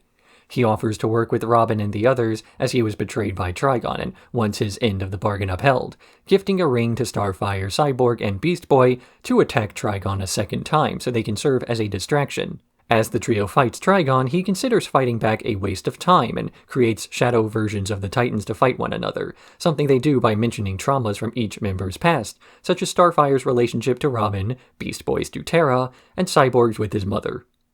Robin and Slade travel together, fighting off monsters on a lake of lava for a bit before Slade's mask gets ripped off, revealing a lack of skin underneath. Once they find a split in the path, Slade goes off alone, promising if he ever sees Robin again, they'll be enemies, before Robin fights through a few more enemies, with a sword no less, before finding Raven, who's now small and timid. The Titans are struggling against their shadow selves when the Shadow Starfire tells Trigon they're merely a distraction. But he says that he knows this and is aware of Robin's scheme to rescue Raven, but that he doesn't care because she isn't powerful enough to fight him anyway. Still unable to fight normally, Starfire, Beast Boy, and Cyborg realize they can simply switch targets so they're no longer evenly matched, and they're all able to win, though all they get for their efforts is a direct attack from Trigon's minions. But Robin bursts back onto the scene alongside a tiny Raven, and they're able to fight off these minions with the help of Slade, who recently got his own flesh and blood back. But in spite of these boons, the situation still seems hopeless as Raven has no powers. Their protection ring is shattered, and Trigon is overpowering them. But when Raven remembers all the fighting Robin has been doing on her behalf up to that point, she's able to push him back, reminding him that he has done nothing for her whole life, and thus doesn't actually know what she is capable of. Raven transforms and pushes him back, sealing him once more and returning the Earth and the rest of the universe back to normal. As the Titans are celebrating a victory back at the tower, Raven and Robin talk about how there's no such thing as an ending, and that life will go on no matter what. Technically, the prophecy at the beginning of this season's plotline came true in the end. Raven really did facilitate the end of the world, and Trigon was able to enact his vision for it. It's just that, while the world as the Titans knew it ended, this didn't mean there wasn't still a future ahead of all of that. Trigon could see the future, and Raven knew the future too, but they only saw an apocalyptic event and stopped looking afterwards, assuming the worst of times meant the ends of times. This isn't necessarily a brand new idea by any means. Yes, the Titans have had what could be called their darkest hour before, but we've seen plenty of darkest moments prior to that. Trigon destroying Earth isn't really anything new. Normally, the first episode of each season has some sort of thematic connection to the finale of the season, whether it's introducing a villain or just setting up some kind of conflict that will then escalate. In Season 4, the opener of the show is about Control Freak stealing TV artifacts only to be defeated by Beast Boy's trivia knowledge. He knows the good guys always win in the end. Given that's how the show began, is it any surprise that the good guys would win at the end of the season?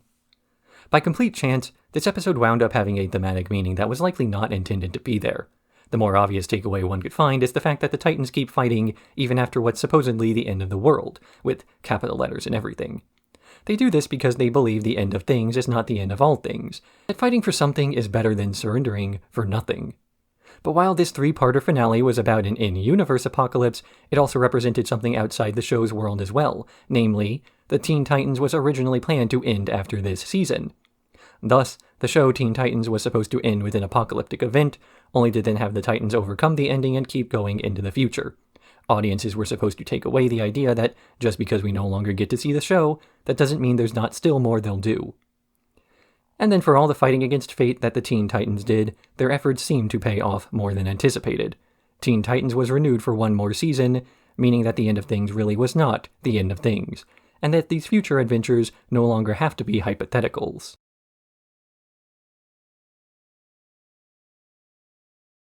Homecoming. The episode opens on a flashback to a fight by the Doom Patrol as they invade the lair of the Brotherhood of Evil as the Brain plans on making a black hole. The Doom Patrol's leader, Mento, orders Beast Boy to destroy the device after the rest of the team is incapacitated. But Beast Boy opts to free them instead, and the Brain is able to escape even if the rest of his plans are thwarted. Back in the present, Beast Boy receives a distress signal from his old team, and the Teen Titans rush out to investigate. They find the Doom Patrol's ship crashed, and then discovered a disabled robot man that Cyborg resuscitates, who warns them that the Brain has returned. Robin tries to lead an investigation, but Robot Man's assaults on anything that moves and looks brain-like leads them instead to a lair in the jungle. The Titans break into this lair where the Brain is holding the rest of the Doom Patrol captive as he makes the final preparations for his plan to recreate his black hole device from before. But the Titans are able to make a stand, forcing the Brain and his ape assistant to escape once the Doom Patrol are freed. They get captured except for Beast Boy, and he has to choose between stopping the Brain for good or rescuing his allies. He once again chooses his friends, only to get chewed out by Mento once more as the man accuses him of being childish. The Doom Patrol regroups with the Teen Titans and plans on taking out the Brain and the rest of the Brotherhood of Evil, insisting that Beast Boy rejoin them so they can launch their assault. They struggle to make it there, though, with members of the Doom Patrol getting taken out one by one until it's only Beast Boy and Mento remaining. Beast Boy tries to call the Titans for backup, but Mento refuses to let him, saying they must go alone no matter the cost to their lives, and he cannot ask the Titans to make the same sacrifice. Beast Boy reluctantly agrees, but comes up with his own plan, leading the two into the Brotherhood of Evil's base, and managing to take out two of them before being surrounded just before the Brain. But the Teen Titans burst in alongside the rest of the Doom Patrol, turning the tides of battle and saving the day as Beast Boy reroutes the Black Hole Machine to target their own location, destroying the Brotherhood of Evil and their device. In the end, the Doom Patrol and the Teen Titans come to an alliance as they part ways for now. But the Brotherhood of Evil survived the implosion, and after realizing how big the roster of heroes has grown, recruits dozens of villains from the last 4 seasons to fight together for the cause of evil. It was assumed that the Teen Titans would not get a 5th season, and yet it did. This time the renewal was under the pretense of a successful show that was sure to get viewership and anchor the network, meaning the level of ambition could be matched by the creative liberties granted. Basically, they got the rights to more characters, and could expand the setting as a result. And so we got a 5th season with a much more serialized tone, each episode flowing into the next with a much smaller degree of filler material between major plot beats. This is partially done out of necessity, though. The expansion of the cast means that we now see a large increase in the availability of character spotlight episodes, leaving the question of which characters ought to be prioritized over others. So most of the new content in the 5th season relates directly to these new characters, be they Changeling or Beast Boy, who thus far has gotten the least look into his history as he's largely been comic relief, or one of the dozens of new ancillary titans that are now more important to the overarching plot, instead of being a one-off appearance. Another reason this was necessary, though, was less fortunate. The 5th season was originally meant to be 20 episodes, only to get cut later on. This meant that the overarching plot and its character backstories must be more prominent, as it's the one thing that cannot be cut without major confusion. So these outside factors explain why changes were made in the 5th season, but now we can also look at what changes were made in the 5th season. Most immediately, there is a clear shift in style to a more Saturday morning cartoon vibe.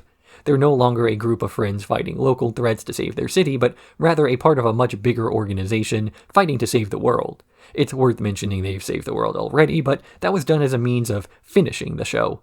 Now that you've stopped the destruction of the planet, you have to one-up that plotline over time, so we got new villains, old villains, and a lot of new heroes. They're still doing the same general job as before, they're just a small part of a bigger picture.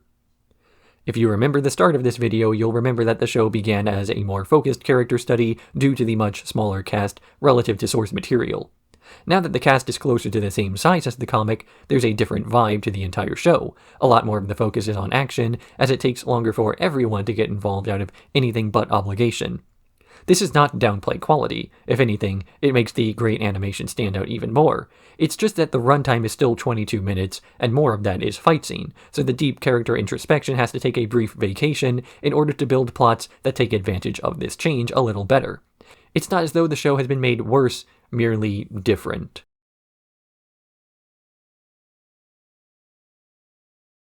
Trust. The episode opens on Madame Rouge chasing down Wildebeest, eventually catching up to him, but destroying his communicator in the process. It cuts to the rest of the Brotherhood of Evil as they plot to capture one of these communicators intact so they can monitor the movements and communications of the Titans. Their next target is Hotshot, who Madame Rouge tries to go after, only for his heat powers to make it impossible for her attacks to hit directly. So instead, she shapeshifts into Robin and tries to convince him he needs to flee through an oil field, something he cannot do while powered up without risking explosion. But he eventually relents after Madame Rouge as Robin fakes attacks on them, and only for Hotshot to break the communicator when he realizes the ruse. The real Robin arrives on a distress signal Madame Rouge was able to send in time, and Hotshot is forced to choose which one to fight, with the two Robins fighting making the decision difficult. He eventually manages to get involved in the battle himself, taking out Madame Rouge and stumbling out of the explosion, where Robin, relieved, gives him his old communicator. As Robin takes off in the T-ship, Hotshot morphs back into Madame Rouge, revealing her scheme was a success. The easiest way to dismantle a large group is to make them stop working together. Without numbers, they're just a loosely associated group of people with vaguely the same concept of a plan. From here, you just need to pick them off one at a time until the few remaining are too weak to do anything. The easiest way to get a large group to stop working together is to convince them that there's no difference between one another and a real enemy, like an external threat. If the Titans stop trusting one another, then they're not really the Teen Titans, but a bunch of kids with powers they can't control. That unity is essential to the Teen Titans, and so weakening it is a way to corrode the whole organization.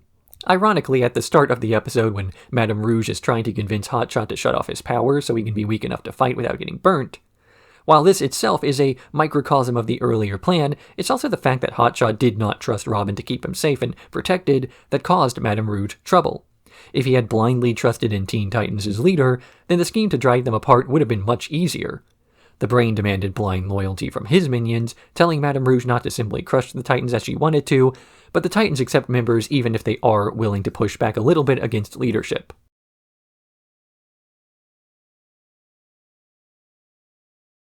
For real.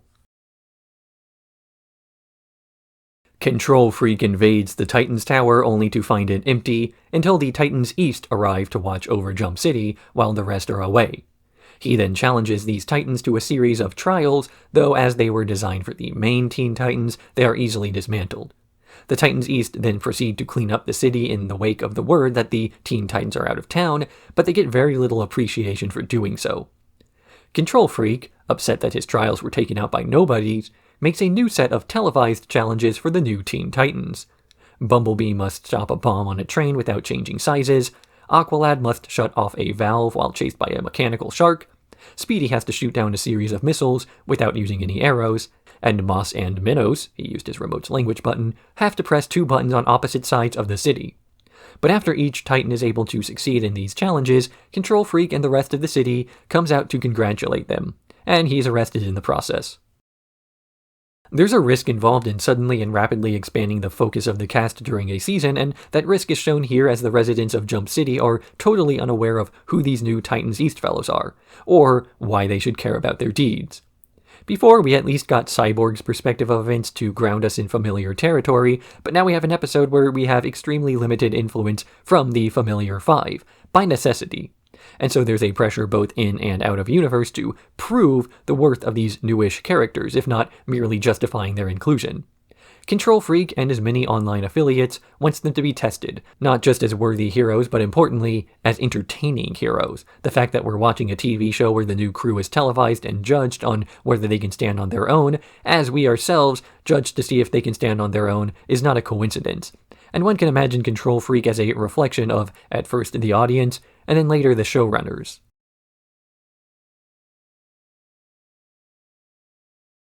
Snowblind. The Titans respond to a distress signal from far in the north where a devastated village warns of a glowing monster in the woods. They try to track this monster, but a blizzard prevents them from doing so, and only Starfire is able to go on. But when she collapses from the cold, she then wakes up in a facility where a single man with glowing eyes is being held, leaving occasionally when someone comes by. He introduces himself as Red Star, claiming that he is the monster, as he used to be a super soldier experiment who went wrong because he can't control the nuclear blasts produced by his powers. So he locks himself away, discharging the nuclear radiation into vials.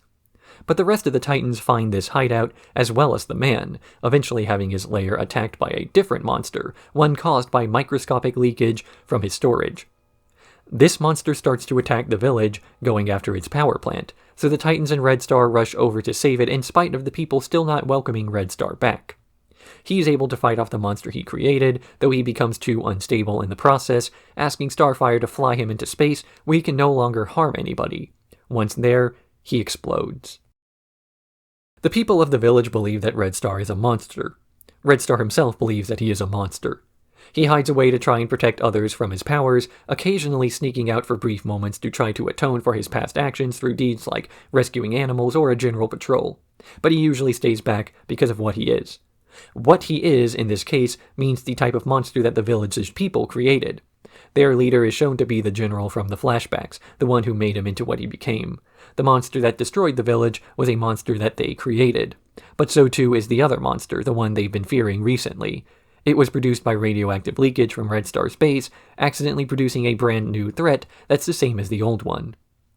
Of course, Red Star had no way of knowing what he was creating, as he assumed his work would be safely held. But then again, the government scientists who created him also had no way of knowing what they'd unleashed either.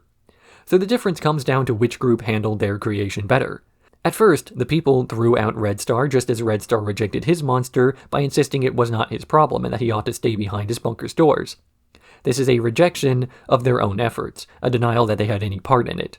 It's not until Starfire convinces him to take that responsibility that Red Star is finally able to defeat the second monster, even if this comes at the cost of his own life. Although, it's not as though he had much of a life to begin with, due to the rejection.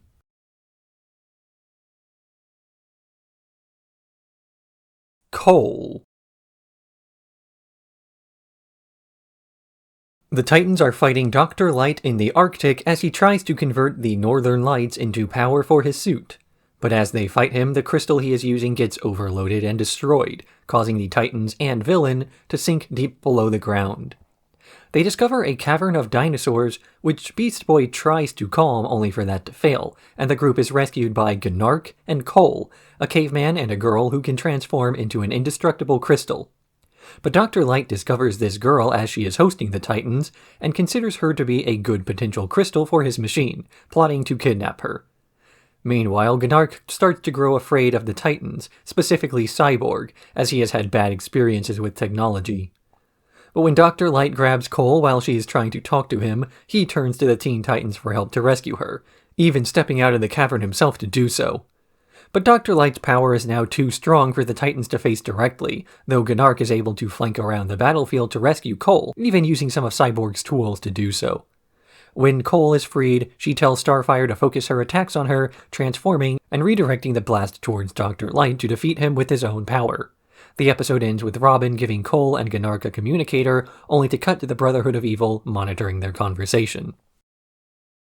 Gnark's fear of technology makes up the bulk of this episode, explained as having been traumatized by something in his past and hiding away with Kole, downgraded from making crystals to being one, as the rest of the world is scary to him. But the rest of the world ends up coming to him instead, and he is forced to choose between what's familiar and who's familiar, with Kole getting kidnapped and him being forced to leave the comfort of his home to save her. The fact that he's using one of Cyborg's wrenches to do this just drives the point home, as he's one of the outsiders that Gnark was afraid of in the first place, presumably. It's overall a pretty disconnected episode, only tied into the end with the ironic twist where Kole and Gnark learn to trust the Titans as their introduction back to the outside world, only for that symbol of their trust, the communicator, to be the same thing that will cause them harm later.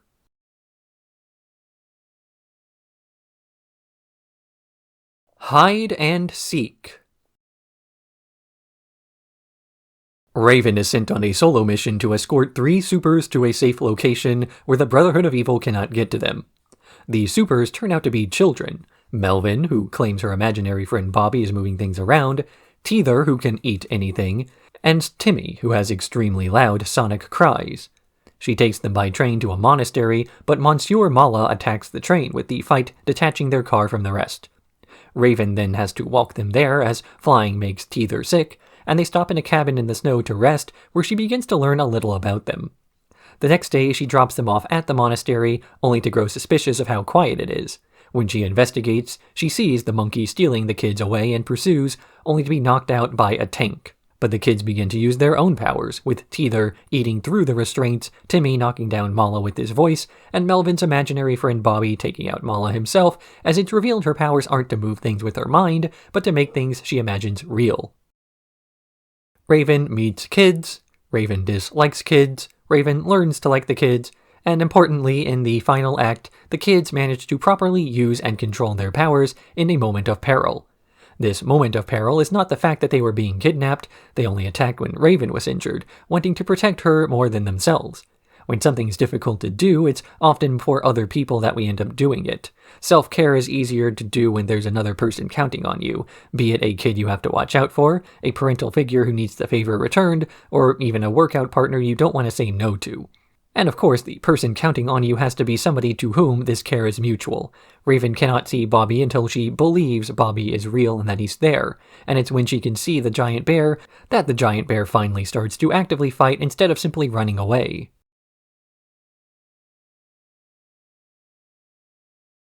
Lightspeed. The Hive 5, of which there are 6, are robbing a museum when they get stopped by a man moving at light speed named Kid Flash. They return home defeated and come up with a plan to rob the museum again to get revenge. This time they're able to capture Kid Flash while he's distracted by flirting with Jinx. But when they try to come up with a plan for what to do with him, Jinx disagrees with the others, as she wants to turn him into the Brotherhood of Evil to oppress them, while the others are content with being petty criminals. Jinx calls Madame Rouge with the news that she's holding a superhero, but before she can come over, the guy escapes. He manages to trash the Hive 5's hideout, and they give up on pursuing further, other than Jinx, who goes out alone to hunt him down as Madame Rouge does the same. Rouge manages to wear him out, but it is Jinx who gets the capture. Yet when she tries to hand him over, Madame Rouge wants to take all the credit, prompting Jinx to free him, as she says she no longer looks up to the other woman. The Hive 5 are recurring villains from the last few seasons, dating all the way back to the first episode made. As such, they match the tone of these early seasons, the more light-hearted petty criminals who threatened a few banks and museums, rather than the world domination that groups like the Brotherhood of Evil want. The characters even acknowledge this, stating that they have no interest in the big leagues, which makes their leader Jinx stand out as being the only one to dream bigger. These dreams are likely unfounded, though, as when Madame Rouge calls to pick up the hero they've captured, he's already gotten away, only held temporarily by his own will because he wanted to see where this was going. So Jinx is in over her head but wants to prove that she can do the things her teammates are holding her back from. Ultimately, she is able to take advantage of Madame Rouge weakening her target to capture Kid Flash, but when it's time to turn him in for a reward, she is betrayed. The new villains of Season 5 are much more pragmatic in their villainy, as well as ambitious. And as these two things go together, Jinx learns that she's not really the type of person for this sort of constant betrayal that requires one to live with their life on the edge. She is ambitious, but not cruel. She's evil, but this is more so out of an assumption that her powers force her to be, than because of her actual personality. She is forced into a lifestyle, or so she thinks, and thus wants to at least be the best at it.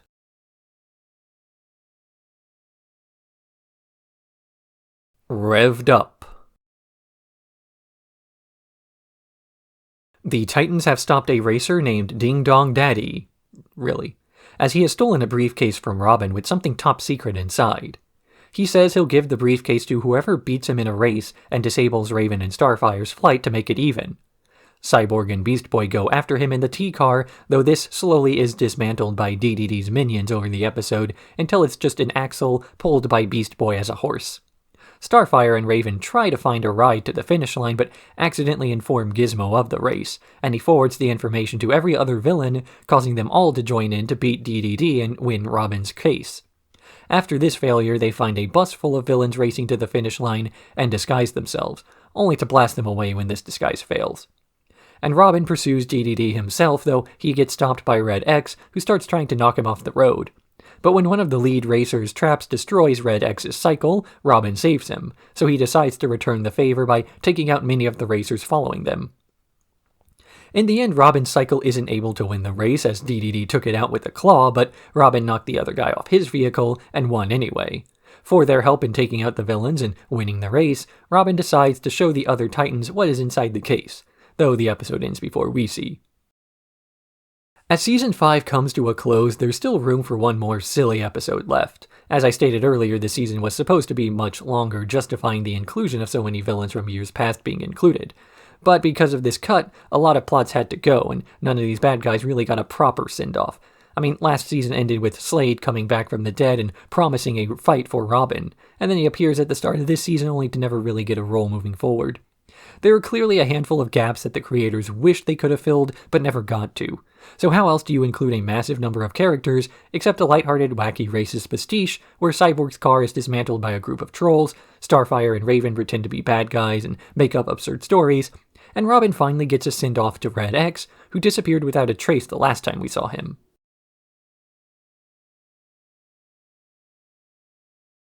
Go! An alien ship struggles with a captive breaking out, a captive we recognize as Starfire, who heads down to Earth to begin destroying things. A solo Robin sees the explosion and rushes over, getting pushed back by her strength and rescued by Beast Boy, who wants to join up. Their fight nearly destroys the city, attracting Cyborg, who tries to keep buildings from getting hit, before the three are stopped by Raven, who points out Starfire's in handcuffs. Robin is convinced to approach her not as an enemy but as an ally, and he frees her from the shackles. But then the aliens from before, the Gordonians, threaten to destroy the city for helping their escaped captive. They argue over whose fault it is, and a simple conflict turned into a city-destroying one, but the aliens start to power up a massive weapon, so the group of teens decides to work together to take out the mothership before it can fire this weapon, fighting through as they solidify a few of their dynamics and catchphrases, as well as learning to fight as a team. They shoot down the ship, which crashes into the harbor near the island that would later become their home base. Once there, they decide to remain as a team, and Robin shares a few communicators with them. Since the first inception of the Teen Titans as an idea back in the comic book days, the group has always embodied one concept: acceptance. The Teen Titans was a place where young adults were able to be who they wanted to be without the shame of being misfit or useless in their life, things that are worries not only for superpowered teenagers, but any teenager in general. It's a comedic line in the episode, but Cyborg points out that he is half robot, Raven is magic, Beast Boy's green, Starfire's an alien, Robin, well, he's honestly got more issues than the rest of them combined. None of them really have secret identity, something Beast Boy learns quickly. The purpose of a secret identity is not to protect the hero, but to protect their loved ones. Since every single one of the Teen Titans is without close connections to family or others, there's no need for this. The only people they deeply care about have powers of their own and can defend themselves. Another point this episode makes connects to that first one, the idea that being nice to one another and accepting others despite their eccentricities is somehow a form of weakness. Starfire at first conflates these ideas, that being nice to others is a form of vulnerability and must be avoided. When the Gordonians claim they're going to destroy the city because someone helped Starfire escape, this seems to prove the idea. But when they work together in spite of their disagreements, they show that this unquestioning niceness is in fact a weakness. It's a vulnerability, but it goes two ways. They could have abandoned each other at any moment and just helped themselves, but none of them did. So long as the people you trust you in turn, then you get to show natural weakness without feeling the consequences of that.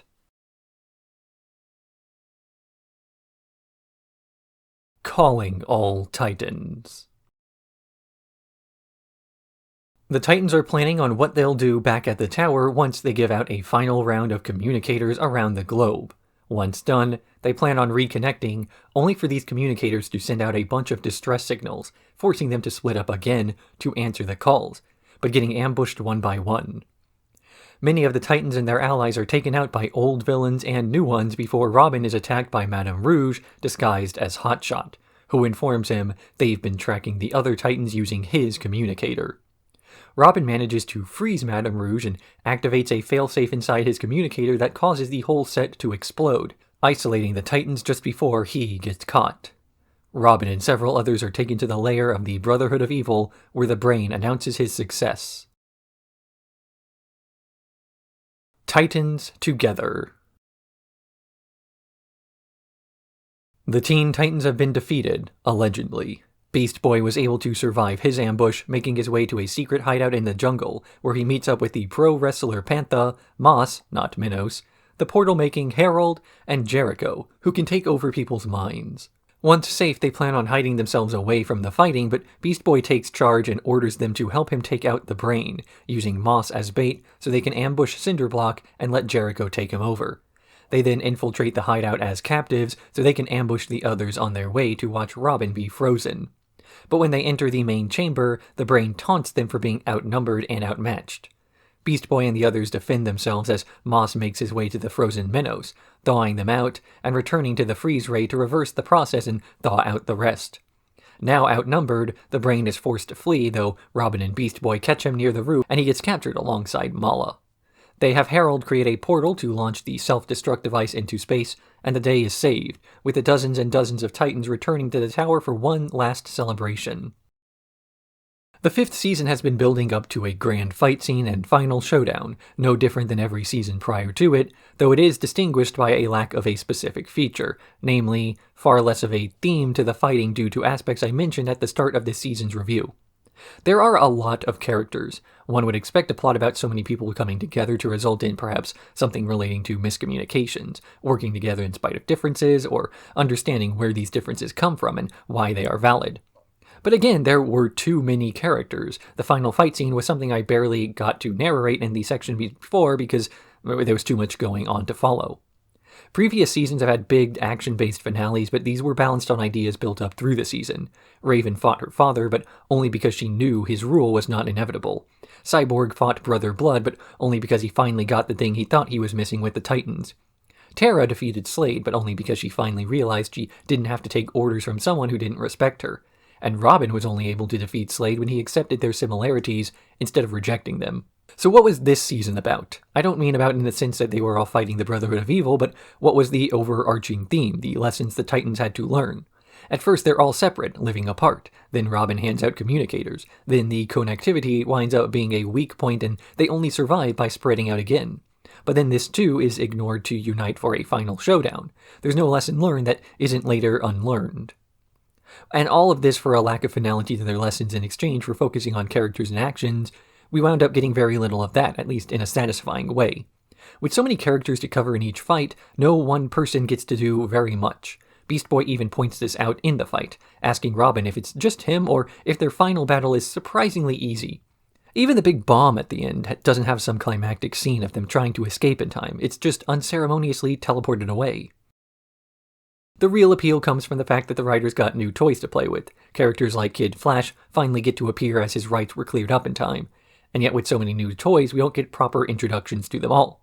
I had to look up some of the characters during fight scenes just to see who they were. Did you know Jericho is apparently Slade's son? Because if you only seen the show, you wouldn't. There's far too many characters and far too little character.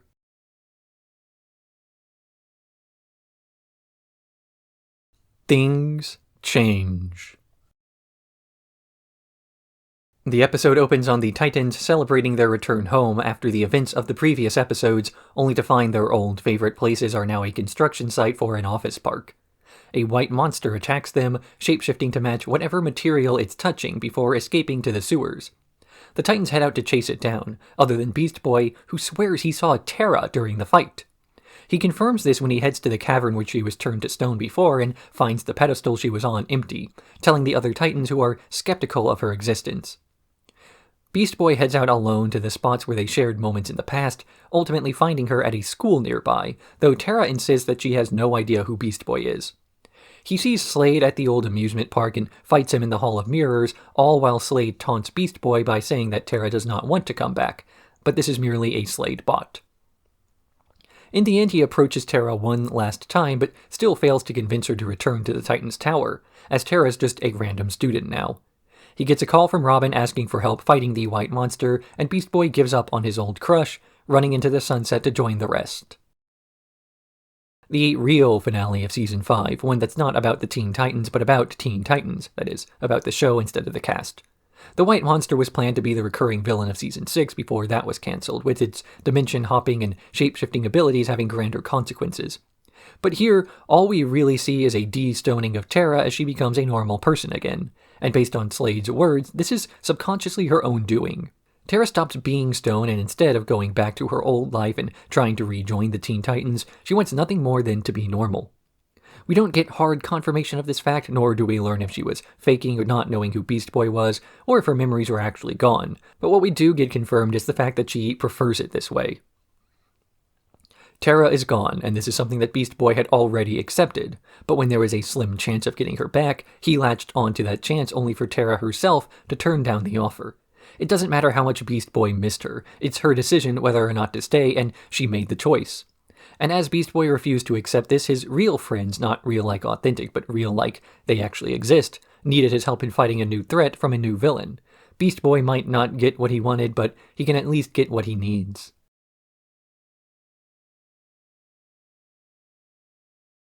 Teen Titans: Trouble in Tokyo. The Teen Titans are fighting a villain, Psychotech, who is destroying their city with a series of colored bombs. They chase him down, showcasing their powers as he runs away towards the Titan's tower. Once there, he unleashes a series of explosions that destroy it, leaving it in shambles. As they're cleaning up the mess, Robin interrogates the villain, who admits he was sent by a man from Japan named Brushogun, before turning on the sprinklers and disappearing. So Robin declares that the Teen Titans are going to Tokyo to track down this villain. Beast Boy considers it a vacation, hoping to see all sorts of sights and tour his favorite manga printing place, but Robin informs him they are still doing a mission. They start asking around for information on the guy, with Starfire kissing a random passerby, as her race can learn languages this way. But before Robin can work out his feelings about this, they get attacked by a kaiju. The Titans fight against the giant, but struggle for a while until the police force shows up, trapping the monster in an energy field and taking it down safely. The police chief, Daizo, upon learning they are Western superheroes, offers to give them a tour of his headquarters, showing them how the Japanese fight crime with expensive, state-of-the-art systems that track criminals. When Robin asks him if he knows of Brushogun, he laughs it off, saying that the man's only a myth. So the Titans relax, vacationing like tourists for a bit, with Cyborg going to an all-you-can-eat buffet, Beast Boy getting mobbed by women after singing karaoke, and Raven searching for a bookstore only to get a gum sponsorship.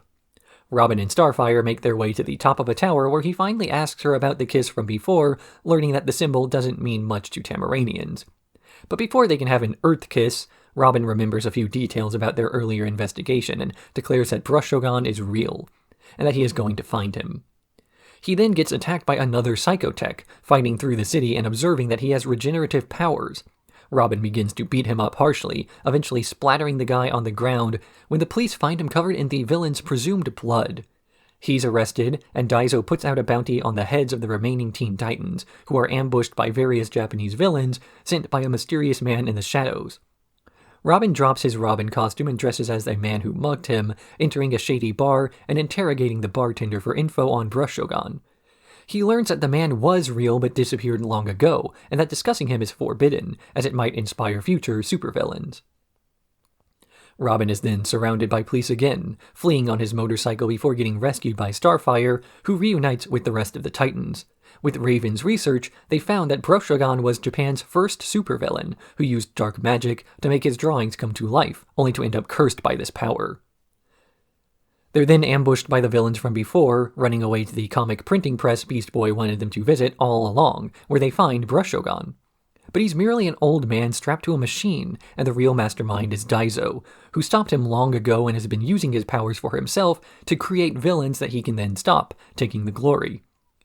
The Titans prepare to arrest him, though his police force, all made of ink, tries to stop them, with Daizo jumping into one of the ink vats of the machine and fusing it with it, and Brushogun, becoming a giant ink monster. Robin leaps inside of this monster, pulling the old villain out, while the rest of the Titans fight his minions until Robin's actions cause the monster to collapse. Daizo gets brought to justice, and the Titans are rewarded as heroes, with Robin and Starfire finally getting together as he decides that the Titans can have a vacation after all. The actual, for real this time, finale of the Teen Titans, this time taking a lighter tone than the other 2/3 finales the show has had. The Teen Titans travel to Tokyo, ironically going closer to their origins than the flashback episode from before, as we look not at the origin of the Titans, but the style in which they were designed and animated. This movie takes a lot of inspiration from Japanese anime, more than the show itself had up to this point, taking direct references and putting them in the spotlight. For one, Robin rides a bike with an Akira light effect, and the story ends with an Akira monster. They fight against a kaiju, we can see Tetsuo and his gang in crowd shots, and characters speak in Japanese beyond simple phrases, like Nyan Nyan, the cat girl Beast Boy fought, mentioning she liked to hurt animals as a girl. Pretty dark for anyone Japanese proficient. This combined with the poster for the movie having the characters as names in katakana, and various signs with mythology gags for the cast, shows that Teen Titans knows its spiritual origins. Robin has a brief arc in the movie about his concerns after defeating the second Psychotech, delivering a harsh blow to the man, then pummeling him hard enough that his regeneration doesn't kick in. This, of course, is a means of demoralizing him that Daizo orchestrated, but it works especially well considering Robin's upbringing. Much in the same way that Batman does not kill, as it's the one rule that keeps him distinct from the many fights, Robin does not wish to kill and instructs the Titans to do the same, so they can confidently say they're the good guys. Daizo lectures them after their first battle in Tokyo that Japan has no room for vigilantes, considering them barely better than common thieves and much less preferable to a strong, legitimate police force that can be held accountable. This, of course, is all a lie, as the police force he controls is controlled literally. There's no accountability, and so he can be both the villain and the hero stopping them. This is the difference between the Titans and Daizo. Daizo was stopping villains for the sake of glory. It's implied he managed to catch the Brushogun long ago and has been riding the high of that victory for decades. But the Titans go after him even after hearing he's a myth, and they continue trying to save the day after the Japanese police force declares them outlaws. Daizo taunts them, saying he's going to be viewed as the good guy no matter what happens, due to his control of the city and the media. But the fact that this doesn't stop Robin from capturing him anyway is proof enough of the earlier concept. Robin has learned his major lesson in this movie before, that he takes himself too seriously. It's the fact that he was so one-track about catching the villain who brought the Titans to Tokyo that made him go all out against Psychotech. It's the fact that he was so one-track about investigating Brushogun that he neglected Starfire's advances for so long. The Titans separated because he was focused on the investigation, not vacationing with them. And sure, the fact that he did keep pursuing after they were led to believe it was a prank is how justice was finally found, but the low point came from Robin's missing the big picture to focus on details, thinking about the crime, and not who benefits from it.